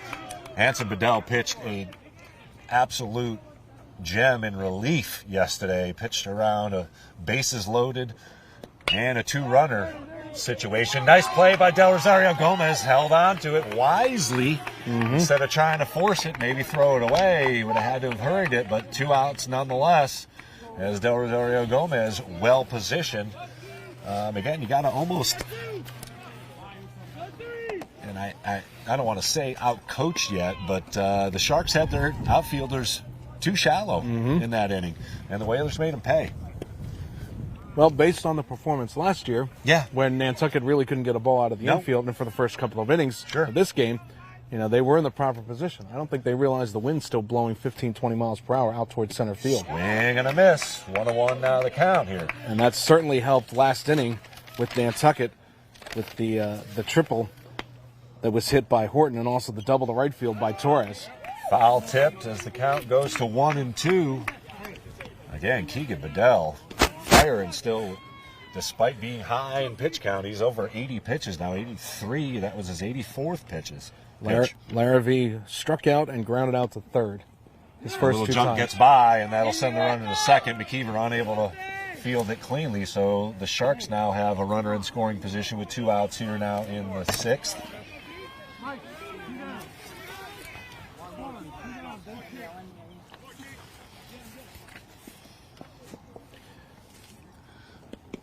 Swing and a ground ball to Del Rosario Gomez. He'll go to third. Tejada unable to handle it cleanly, but they've got him in a rundown. Nobody's at third base. And, under the tag. Second base is empty now as well as the Sharks run around. We've got 8 guys on the infield, but unfortunately for the Whalers, all runners will be safe. I want to say Del Rosario Gomez thought it was a force play. Yeah. And that's why he went to third. Had to. And Tejada, knowing it wasn't a force play, was not ready. Had to not only grab the ball with his glove, but also try to make the tag in one motion, and it just wasn't going to work out that way. That's why he dropped the ball. So a key mistake by Nantucket. They would have been out of the inning if he just threw the first and got the out. I think you and I both know that baseball is the ultimate butterfly effect sport, man. You just cannot give extra outs, especially to good teams like the Monomoy Sharks. We'll see if Bedell can bear down here and pitch angry for one batter, who is Joey Ventura, the 9-hitter, as he takes a ball high. 1-1 now the count. Ventura walked and also had a single to left and scored a run in that 5th inning. Oh, he gives this one a ride to left field. That's going to be over the head of Torres. 2 runners will score. Ventura on his horse. He'll hold up at second with a double. And again, the Whalers, or the outfielders, victims of a little too shallow, as Bedell and his fastball was hit pretty hard there. And unfortunately, we'll have a pitching change as Hanson Dalton walks his way to the mound, and the ultimate Whaler killer, Coach Pearson, will harpoon Keegan Bedell, who deserves a hand for pitching a heck of a game. Certainly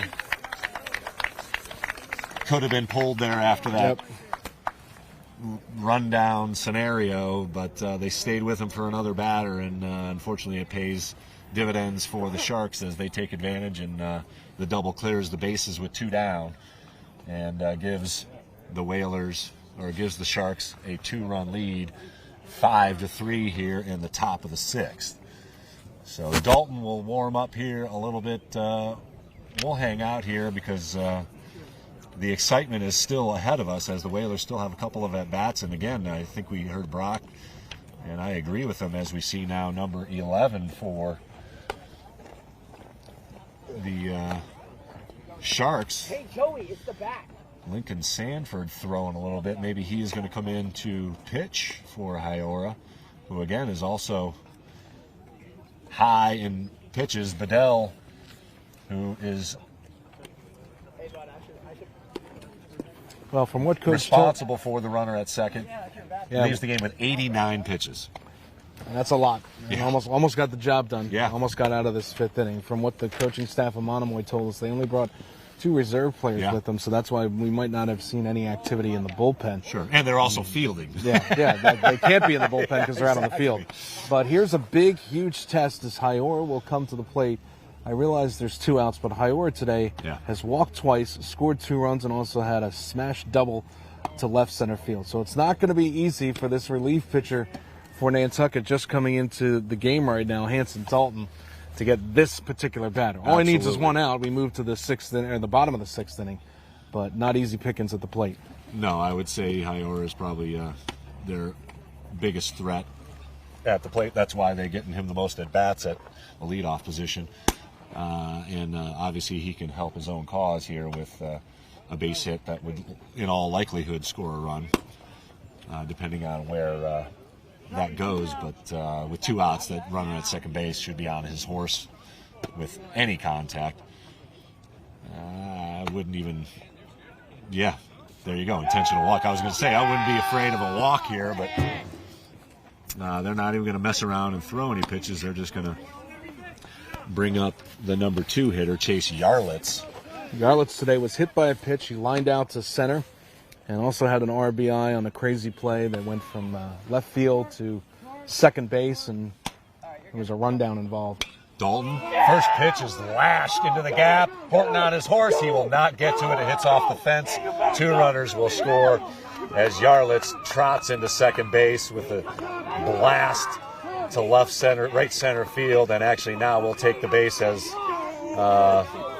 the Whalers fumble the relay in, so he ends up with a double, and an error brings him to third base, and an RBI extends the lead now to 7-3. And when it rains, it pours for the Whalers. Again, could have had the 3rd and final out. That one was smashed. That one hit off the base of the fence. So gave that one a ride, got hung up in the jet stream, and just kept carrying, and could have been gone. Another 5 or 6 feet above the fence, it would have been gone. And again, Hanson Dalton firing in there with much more velocity than Bedell. If you catch up to it, it's going to ride. Here's Chance Roberts in the 3 slot. Sacrifice bunt, grounded into a 5-3 double play, and singled to left his last time up. So just like that, the Monomoy Sharks strike for 4 runs here in the top of the 6th and break it open a little bit right after the Whalers had tied it up at 3, getting to Finn Hyoer for 3 runs off a few hits and send a couple into the deeper parts of the outfield. Here's another drive, and that's going to get over the head of Torres into center field. And bounces over an ground rule double as the Sharks bats have woken up here in the latter half of this game after Keegan Bedell pitched a gem into the 6th inning. Yarlitz comes home to score. 8-3 now the score. And a runner at second base from Monomoy, and all this with 2 outs. Yeah. And so Casey Hughes in the cleanup spot will be the batter. And another base hit as that's going to get into the gap. Wow. Another double. All with 2 outs. We talked about the butterfly effect. Man, that thing is flapping. That's the announcer's jinx right there, Mr. Morris. But yes, it is so true. You know, an easy, what we think is a routine pickup at shortstop and fire to first. Instead, they tried to go for the lead runner, bobbled, and the wheels have come off here for the Whalers as they now have allowed 6 runs in this top of the 6th inning. And it's a 9-3 ball game in favor of the Sharks. Still 2 outs in the top of the 6th inning.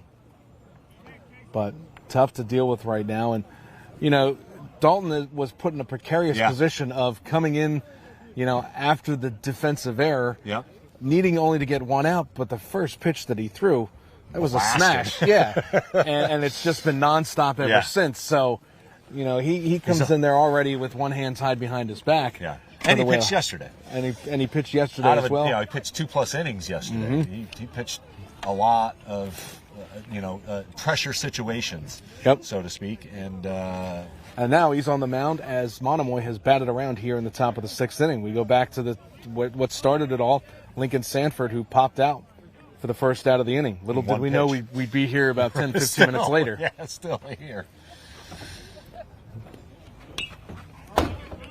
Out of play, foul for strike one. Again, Dalton's pitching. He is firing strikes. It's just they are able to tee it off. Yep. Again, Bedell had a little more movement on his ball as Hanson Dalton just fires it in there, and the Sharks have been able to catch up and hit some balls all the way to the wall. Sanford was hit by a pitch in the top of the second, struck out swinging in the top of the fourth, and popped out earlier this inning in the top of the sixth. But Monomoy with a 9-3 lead, top of the sixth, the runner on second and 2 outs. Outside for ball 2. 6 runs scored in this inning by the Sharks. It'll be the 3, 4, and 5 batters in the bottom of the 6th for Nantucket once we get there.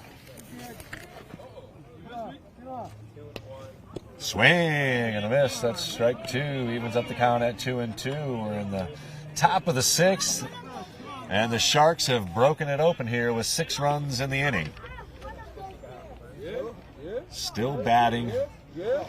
And were all of those runs with 2 outs? Is that safe to say? Or, yeah. Yep. Here's another hit. That's going to not score a run. Is coming up again a little gimpy is number 22 for the Sharks. Casey Hughes, the first baseman. Maybe just not the quickest of foot. Yep. Apparently. So we started off this inning. It was Sanford popping out for Monomoy. That was out number 1. A single by Webster to left. Then a line out. That was out number 2. Then that error, that costly error by Larrabee. Yeah. No one had scored on that play, but then the next one, that would have been the 3rd out. Ventura came up, hit that double, which scored 2 runs, and that's when the dam sort of opened up, and Monomoy has floodgates for sure. Yeah, has been flushing it. And then 3rd, 4th, 5th, 6th, 7 hits in the inning. Yeah. Costly error, but 7 hits, and now another conference at the mound. It's a 9-3 butterfly effect maybe to score. You hit it on the head. We didn't know, but you hit it on the head back then. And unfortunately for the Whalers, the confidence, the cheers, the excitement across the way in the first base dugout, they tied this ball game. Yeah. They got their hits in the 5th inning, and they scored 3 runs, and it's like, okay, here we go. We finally got the monkey out the back. Going. And then, as people in New England are all too familiar, it's like the Yankees and the Red Sox. Monomoy has had the last say, especially here in the top of the 6th inning. We'll see if the Whalers can rally. They're going to do another pitching change here as we've got Patrick Norris, number 1, on the mound. He is just a sophomore. And we'll see if maybe we...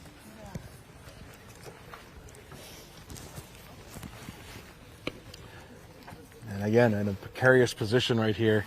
Yeah. We're going to bring in Brock Bemis, see if we can get a little scouting report on Patrick Norris here, who's on the mound. And I don't think he was going to pitch today. And Brock wasn't expecting this either. Yeah, what you got any report on Patrick? I mean, I haven't seen a lot out of him. Yeah. I don't know how much he's pitched this year. I don't think he's pitched at all. Yeah, just to my knowledge, I haven't really seen him pitch. Okay.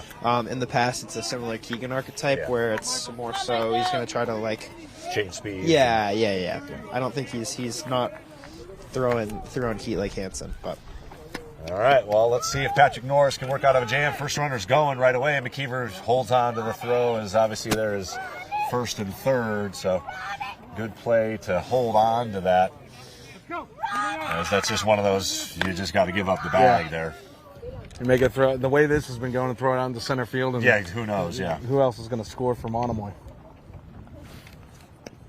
Another one in the dirt. Come on, Michael. Webster Norris. Yeah, Webster works to count 2-0. Webster today is grounded out to 3rd, single to left, also singled to left earlier this inning. Advanced on a wild pitch and also scored the first run to start this rally for the Sharks. Swing and a miss, 2-1. Come on, buddy. Henry Brown waits on deck. We were tied at 3 with 2 outs. Seems like yesterday. The wheels have come off here. 7 hits. An error. Costly error. Count now 2-2. Number 10, Michael Webster, the left fielder. Swing and a miss, and that's strike 3, and the bleeding stops for the Whalers. We'll take a break here on the NSC as the Whalers will come to bat with a whole bunch of work to do again. Yep. Down 6 as the Sharks bat around plus a couple and score 6 runs off Whalers pitching. We'll be back here on the NSC and NCTV. Whalers down now 9-3. 1, 2, 3, 4, 5, 6.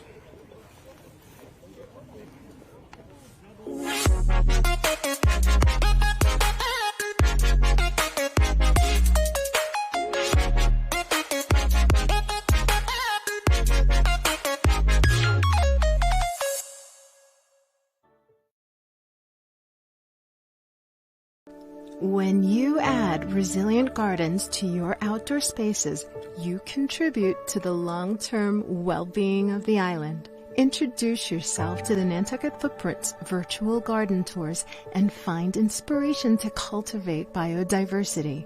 The first tour of a native meadow, curated by the Nantucket Conservation Foundation, is now available for free at nantucketfootprints.org. You know how they send the advisory announcements in an email? I never read those. Same, and then I never know what's going on. Your advisor should be showing the Whaler word during advisory. Or you can check out old and new episodes on Nantucket High School YouTube channel. We also have sports updates, field coverage, arts, and entertainment. And weather. What days does it broadcast? Thursdays! NCTV is also showing our episodes on the local channels throughout the day. And don't forget to like and follow our Instagram, Whaler_word, for more behind-the-scenes content and further updates. But definitely every Thursday during advisory, right? Bro, it's fire. You gotta check it out. And if your advisor isn't showing it, tell them to lock in. The Nantucket Booster Club is a vital link between our community and Whalers athletics. Volunteering for the Booster Club, it's a blast.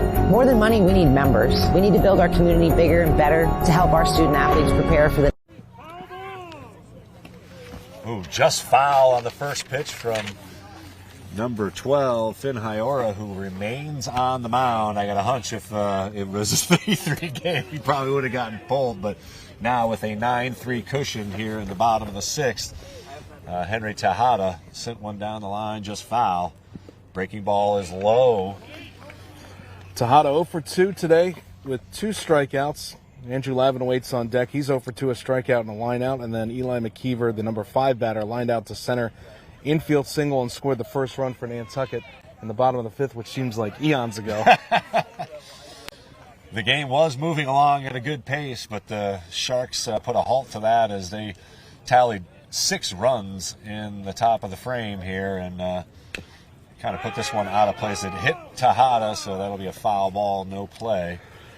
Tejada did, however, dent a car out there. We still yet to see this car got hit by a foul ball. Not it. 6 runs in that inning. 6 runs in the top of the 6th for Monomoy. 6 hits, an error, and 2 runners left on base. And Monomoy leading 9-3 here in the bottom of the 6th inning. Breaking ball, Tejada gets a piece.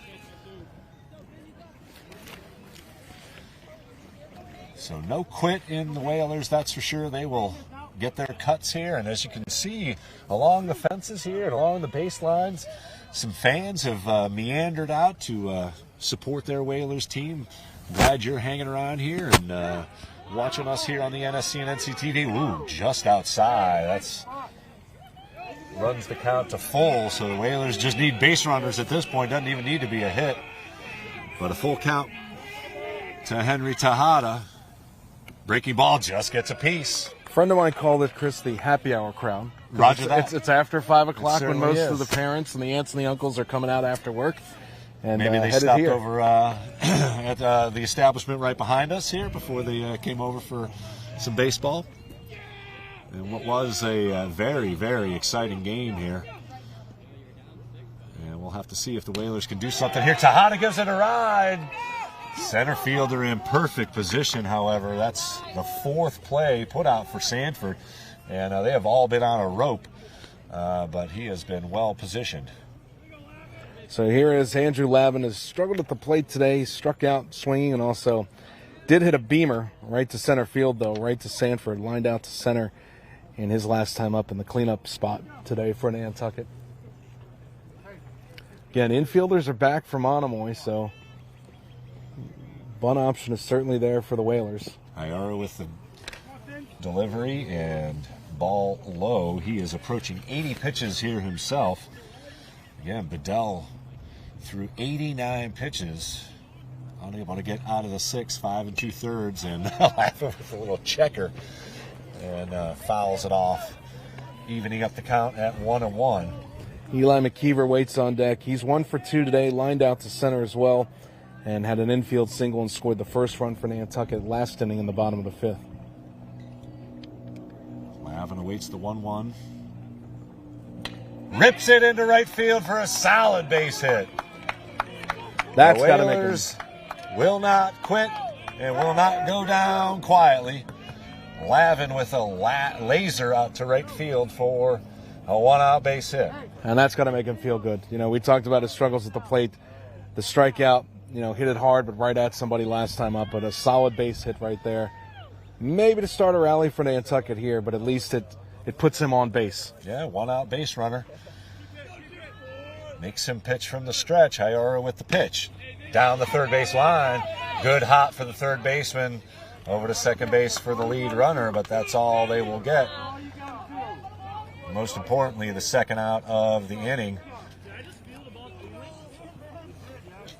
Lavin erased. The third baseman, Robbins, who we mentioned his struggles with his footwork, he just said to the coach, hey, did I field that cleanly? And fired to second, so it's the little things. Strike in there. So Lavin is retired, but McKeever is the runner at first for the Whalers with 2 outs here. And it looks like Patrick Norris will bat here as he took over in the pitching position. Swing and a miss. McKeever down, and he will find second base. Good stolen base. Good hustle from number 2-4 to swipe the bag. Gets into scoring position, but strike to Patrick Norris. Evens up the count at 1-1. 2 down here in the bottom of the 6th. Good pitch. And actually it was 1-2, excuse me. So Finn Iara works around a 1-out base hit. And we head to the 7th here. We'll take a break here on the NSC and NCTV. The Sharks lead by 6 now. And we'll come to bat with a 9-3 lead. We'll be back here on the NSC and NCTV with the 7th inning. Good afternoon. I'm here with Julian Sear and Thomas Moakley today. Would you please introduce yourselves to our lovely Whaler Word fans? Sure. Thanks, Vicky, for having us here today. I'm Julian Sear. I represent Nantucket as well as Martha's Vineyard and most of the towns on Cape Cod in the Massachusetts Senate. Good morning, everybody. My name is Thomas Moakley, and I'm a brand new state representative for Falmouth, Martha's Vineyard, and Nantucket. And what brings you to Nantucket in February? So we try to come to the island as much as we can. We have a few meetings today. We're going to meet with the select board this evening. We're having some conversations about state support for our island home. What else are we up to today? We're also going to have lunch with some of the older adults that we have here on the island. So it's great that we're able to visit the high school as well as visit with some of the seniors here on the island. It's important that as state legislators, we're not only the representatives of the people up at the State House in Boston, but also sort of the representative of the state in the area. So, some of the nonprofits and the local government can make sure that we're taking full advantage of the resources that are out there. And Nantucket being a town and county an island altogether, right? There's a whole host of sort of unique policy challenges that we've got to work closely with our municipal partners on here on Nantucket. Nantucket has a whole host of home rule petitions that come to the legislature and a whole host of sort of specific things that we've got to work on. So we try to show up quite a bit. And I guess today we've got a whole spectrum, right? From some of the youngest islanders to some of our oldest we'll be hanging out with. As we all know, Nantucket's housing crisis is a big issue right now, and it's been a big issue.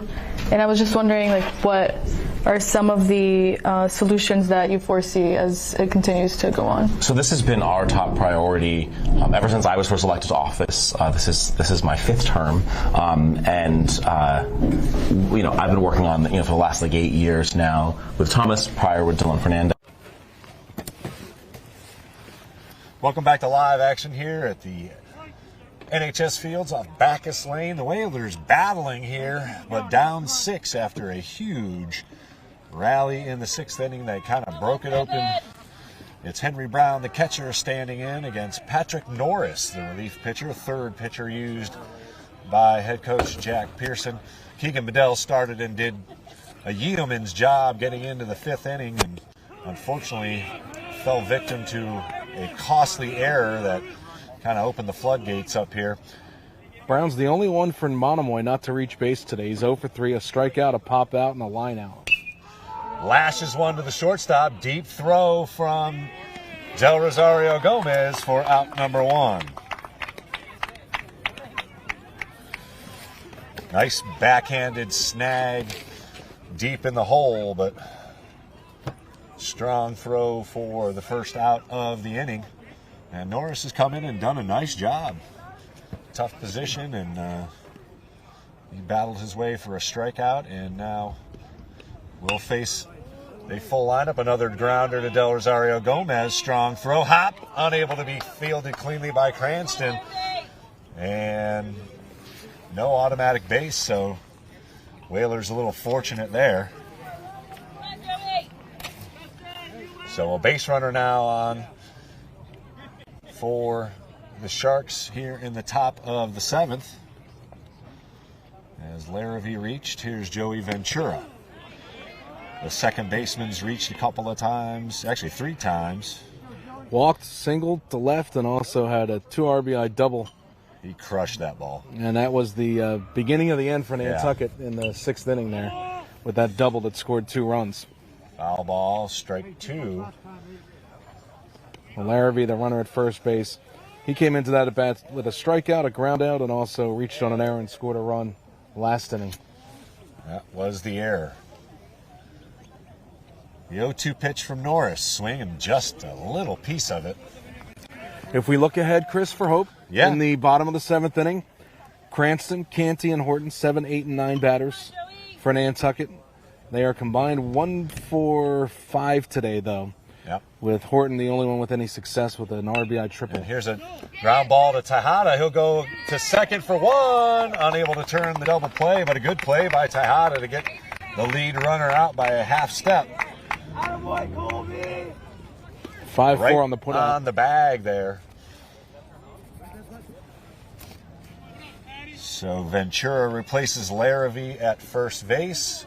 And there he is, that man, Finn Hyora, coming to bat. Talk about damage today. Oof. 3 walks, one of them intentional, a double to left center, and he scored 3 runs today for Monomoy. He's going to stand to be the winning pitcher here unless something crazy happens. He has pitched 6 solid already. Just that 1 inning of Whalers offense as they scored 3 runs in the 5th to tie it up at 3 at the time.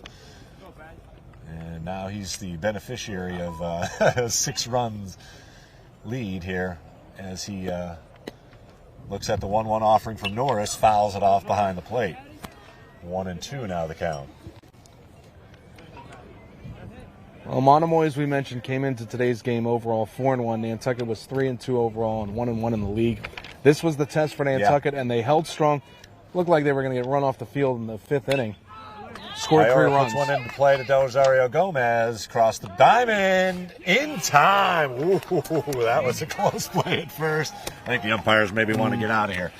got a boat to catch. We'll take it, as we'll keep it here again for the final at-bat for the Whalers. They come to bat down 6. But again, as maybe lopsided as this final score is going to be, this team is good. We've got a good squad across the way here, and it's been a pleasure to watch. They are doing the little things that they weren't doing last year to stay competitive. One error, unfortunately, against a good team, blew it open. Otherwise, this has been a very, very competitive game, and they have certainly done a good job of learning from last year and moving forward. Yep. And I look forward to some more great baseball.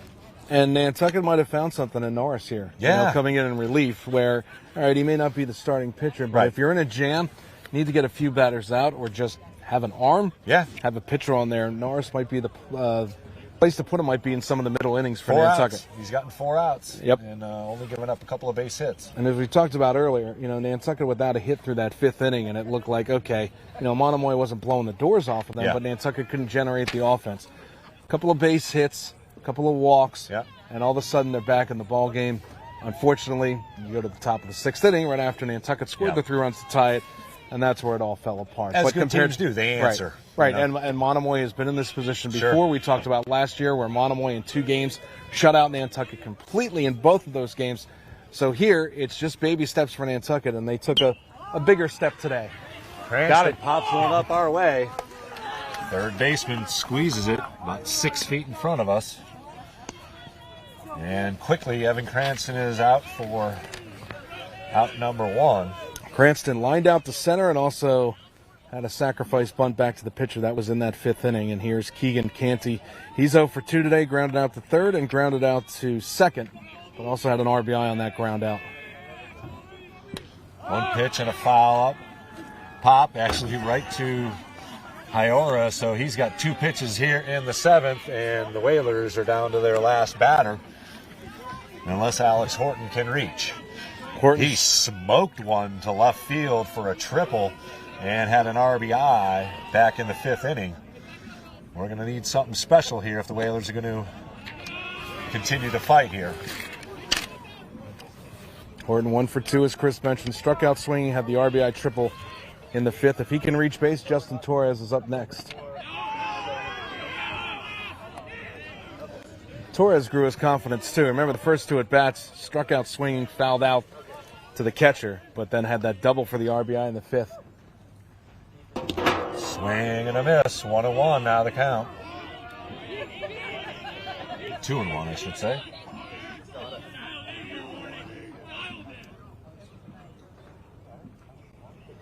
Swing and a miss. Whalers now down to their final strike as the count evens up at 2-2. Finn Hiora looking to finish it off here for Monomoy with a complete game. Unless Horton can reach here. Strike 3 looking. The first batter to look at strike 3, and it finishes off the game for Finn Hiora and the Monomoy Sharks as they move to 5-1 on the season. Whalers drop back to 3-2. 7th strikeout finishes it off for the Whalers. But as I mentioned, a great game to watch. Yes, it was, you know, lopsided as a final tally, but it was a 3-3 game in the top of the 5th. It was a 1-0 game in the 4th, or into the 5th. And, man, just showed a lot of character and continued to fight through the whole game. So you got to tip your cap to the Sharks. Unfortunately, they came up with the key hits. And we're going to try and get to Brock Beamish here with a couple of the Whalers players here. Looks like we're going to try and corral Keegan Bedell, and perhaps Justin Torres will try. He's got Bedell here, so let's give it up to Brock Beamish, who's on the field with the Whalers starting pitcher Keegan Bedell, who pitched a gem, unfortunately, in a Whalers loss. All right, we're here with Keegan Bedell, starting the game, pitching. Had a great performance. And then just unfortunately, the game took a wrong turn. What do you think the boys can do next game to help prevent that from happening? I think the boys played a great game today. I think we just need to get dialed in on defense, and we got to play hard. We were in this game. Like I said, once we get away, it'll be a totally different game against these boys. And what do you think that the boys can do hitting-wise? Because I feel like in the past couple of games, hitting's definitely been getting better. But what do you think that they can do to just take that next level? Hitting's definitely picked up. We definitely got that contact down. It's more just about power now. That's what we're really working on in practice, trying to get as much power as we can and just hit some bombs. Well said. Good seeing you, Keegan. Thank you. Thank you, guys. Thank you. Great job by Brock Beamish again, talking with starting pitcher Keegan Bedell, who did a great job. And again, we got to tip our cap to the Monomoy Sharks. They came in here off island and did their job, winning their fifth game of the year. But we gave them all they could handle, that's for sure. We definitely put the pressure on Finn Hyora, but he is a battler. And again, it's one of those things where you got to live and learn from this one. And I'm sure the Whalers will learn plenty as Coach Pearson will take a look at some video and some stats and make sure the boys take what they can from this and forget what they have to, which is that one key error that basically turned the entire tide of the game. Your final thoughts here tonight, DC? Well, a lot better than what we saw last year. Again, Nantucket scored runs. A year ago at this time, they were being shut out. I love the way that they rallied. They got down 3-0 in the bottom of the fifth inning, and without a hit through 4 innings, you thought, okay, here comes Monomoy. They're facing a guy that's totally dominated. And they saw him last year, and they knew what happened to him last year. Yeah. What happened to him last year with Hyora on the mound. Here they score 3 runs. They're right back in it. Top of the 6th inning, it starts to go as planned. All right, we got a ball game, and as you mentioned, that one error cost them everything. But still, they came back. They rallied.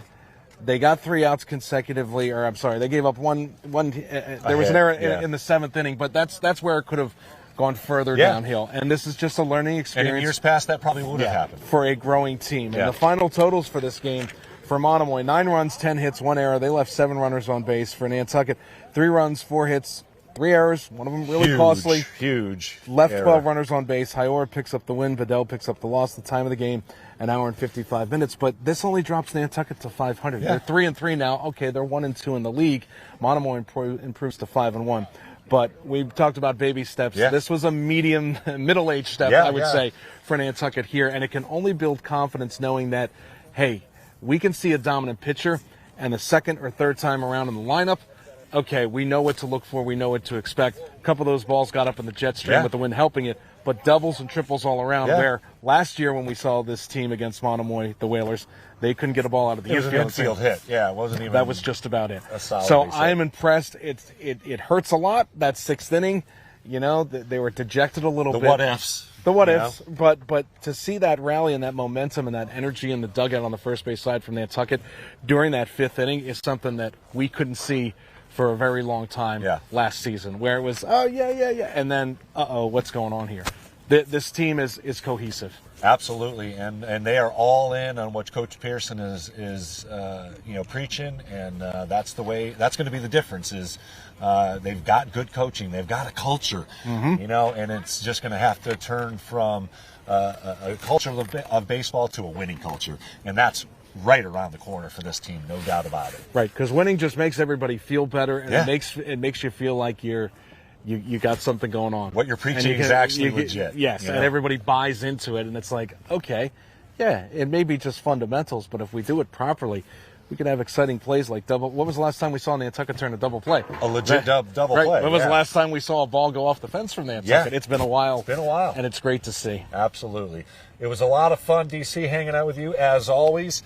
Hope you and yours have a great Easter. Whalers Nation, you and yours also have a great Easter. We're back next Saturday, right? We got games galore on Saturday. We got games galore. We got a doubleheader here on the baseball. Diamond, and some girls lacrosse as well. And what a way to celebrate Daffodil Days. It doesn't get much more daffy than some Whalers athletics. As always, Whalers Nation, happy to see you. Thanks to the crew, too. Happy Easter. Great crew, as always. Sean Davis, Charles Douglas is actually on the camera today, despite having to set everything up. Frank Schott pulling the strings as the puppeteer tonight. And, of course, Brock Beamish, our student. He's a reporter. He's the scorekeeper. He's the stat guy. He's the on-the-field interviewee. Great stuff from Brock Beamish. And again, tip your cap to the Monomoy Sharks, but congrats to the Whalers for putting up a great fight against a very good team here. Final score from the fields here today. Whalers lose 9-3. We're back at it on next Saturday. Have a great Easter, Whalers Nation. Have a good night. The Nantucket Sports Connection would like to thank its founding sponsor, the Nantucket Golf Club Foundation, whose mission is to promote the positive development and enrichment of Nantucket's children. For more information on the Nantucket Golf Club Foundation, go to nantucketgolfclub.com. Support for the NSC provided in part by Highline Cruises, providing year-round high-speed service to Nantucket since 1996. For more info, visit highlinecruises.com. Underwriting support for the NSC is brought to you in part by Myrick, the largest full-service law firm in Central Mass, also serving the Cape and Islands. Visit MyrickLaw.com to learn how Myrick can assist you with your legal needs. NCTV and the Nantucket Sports Connection would like to thank our Nantucket business sponsors for their support of today's Whalers broadcast.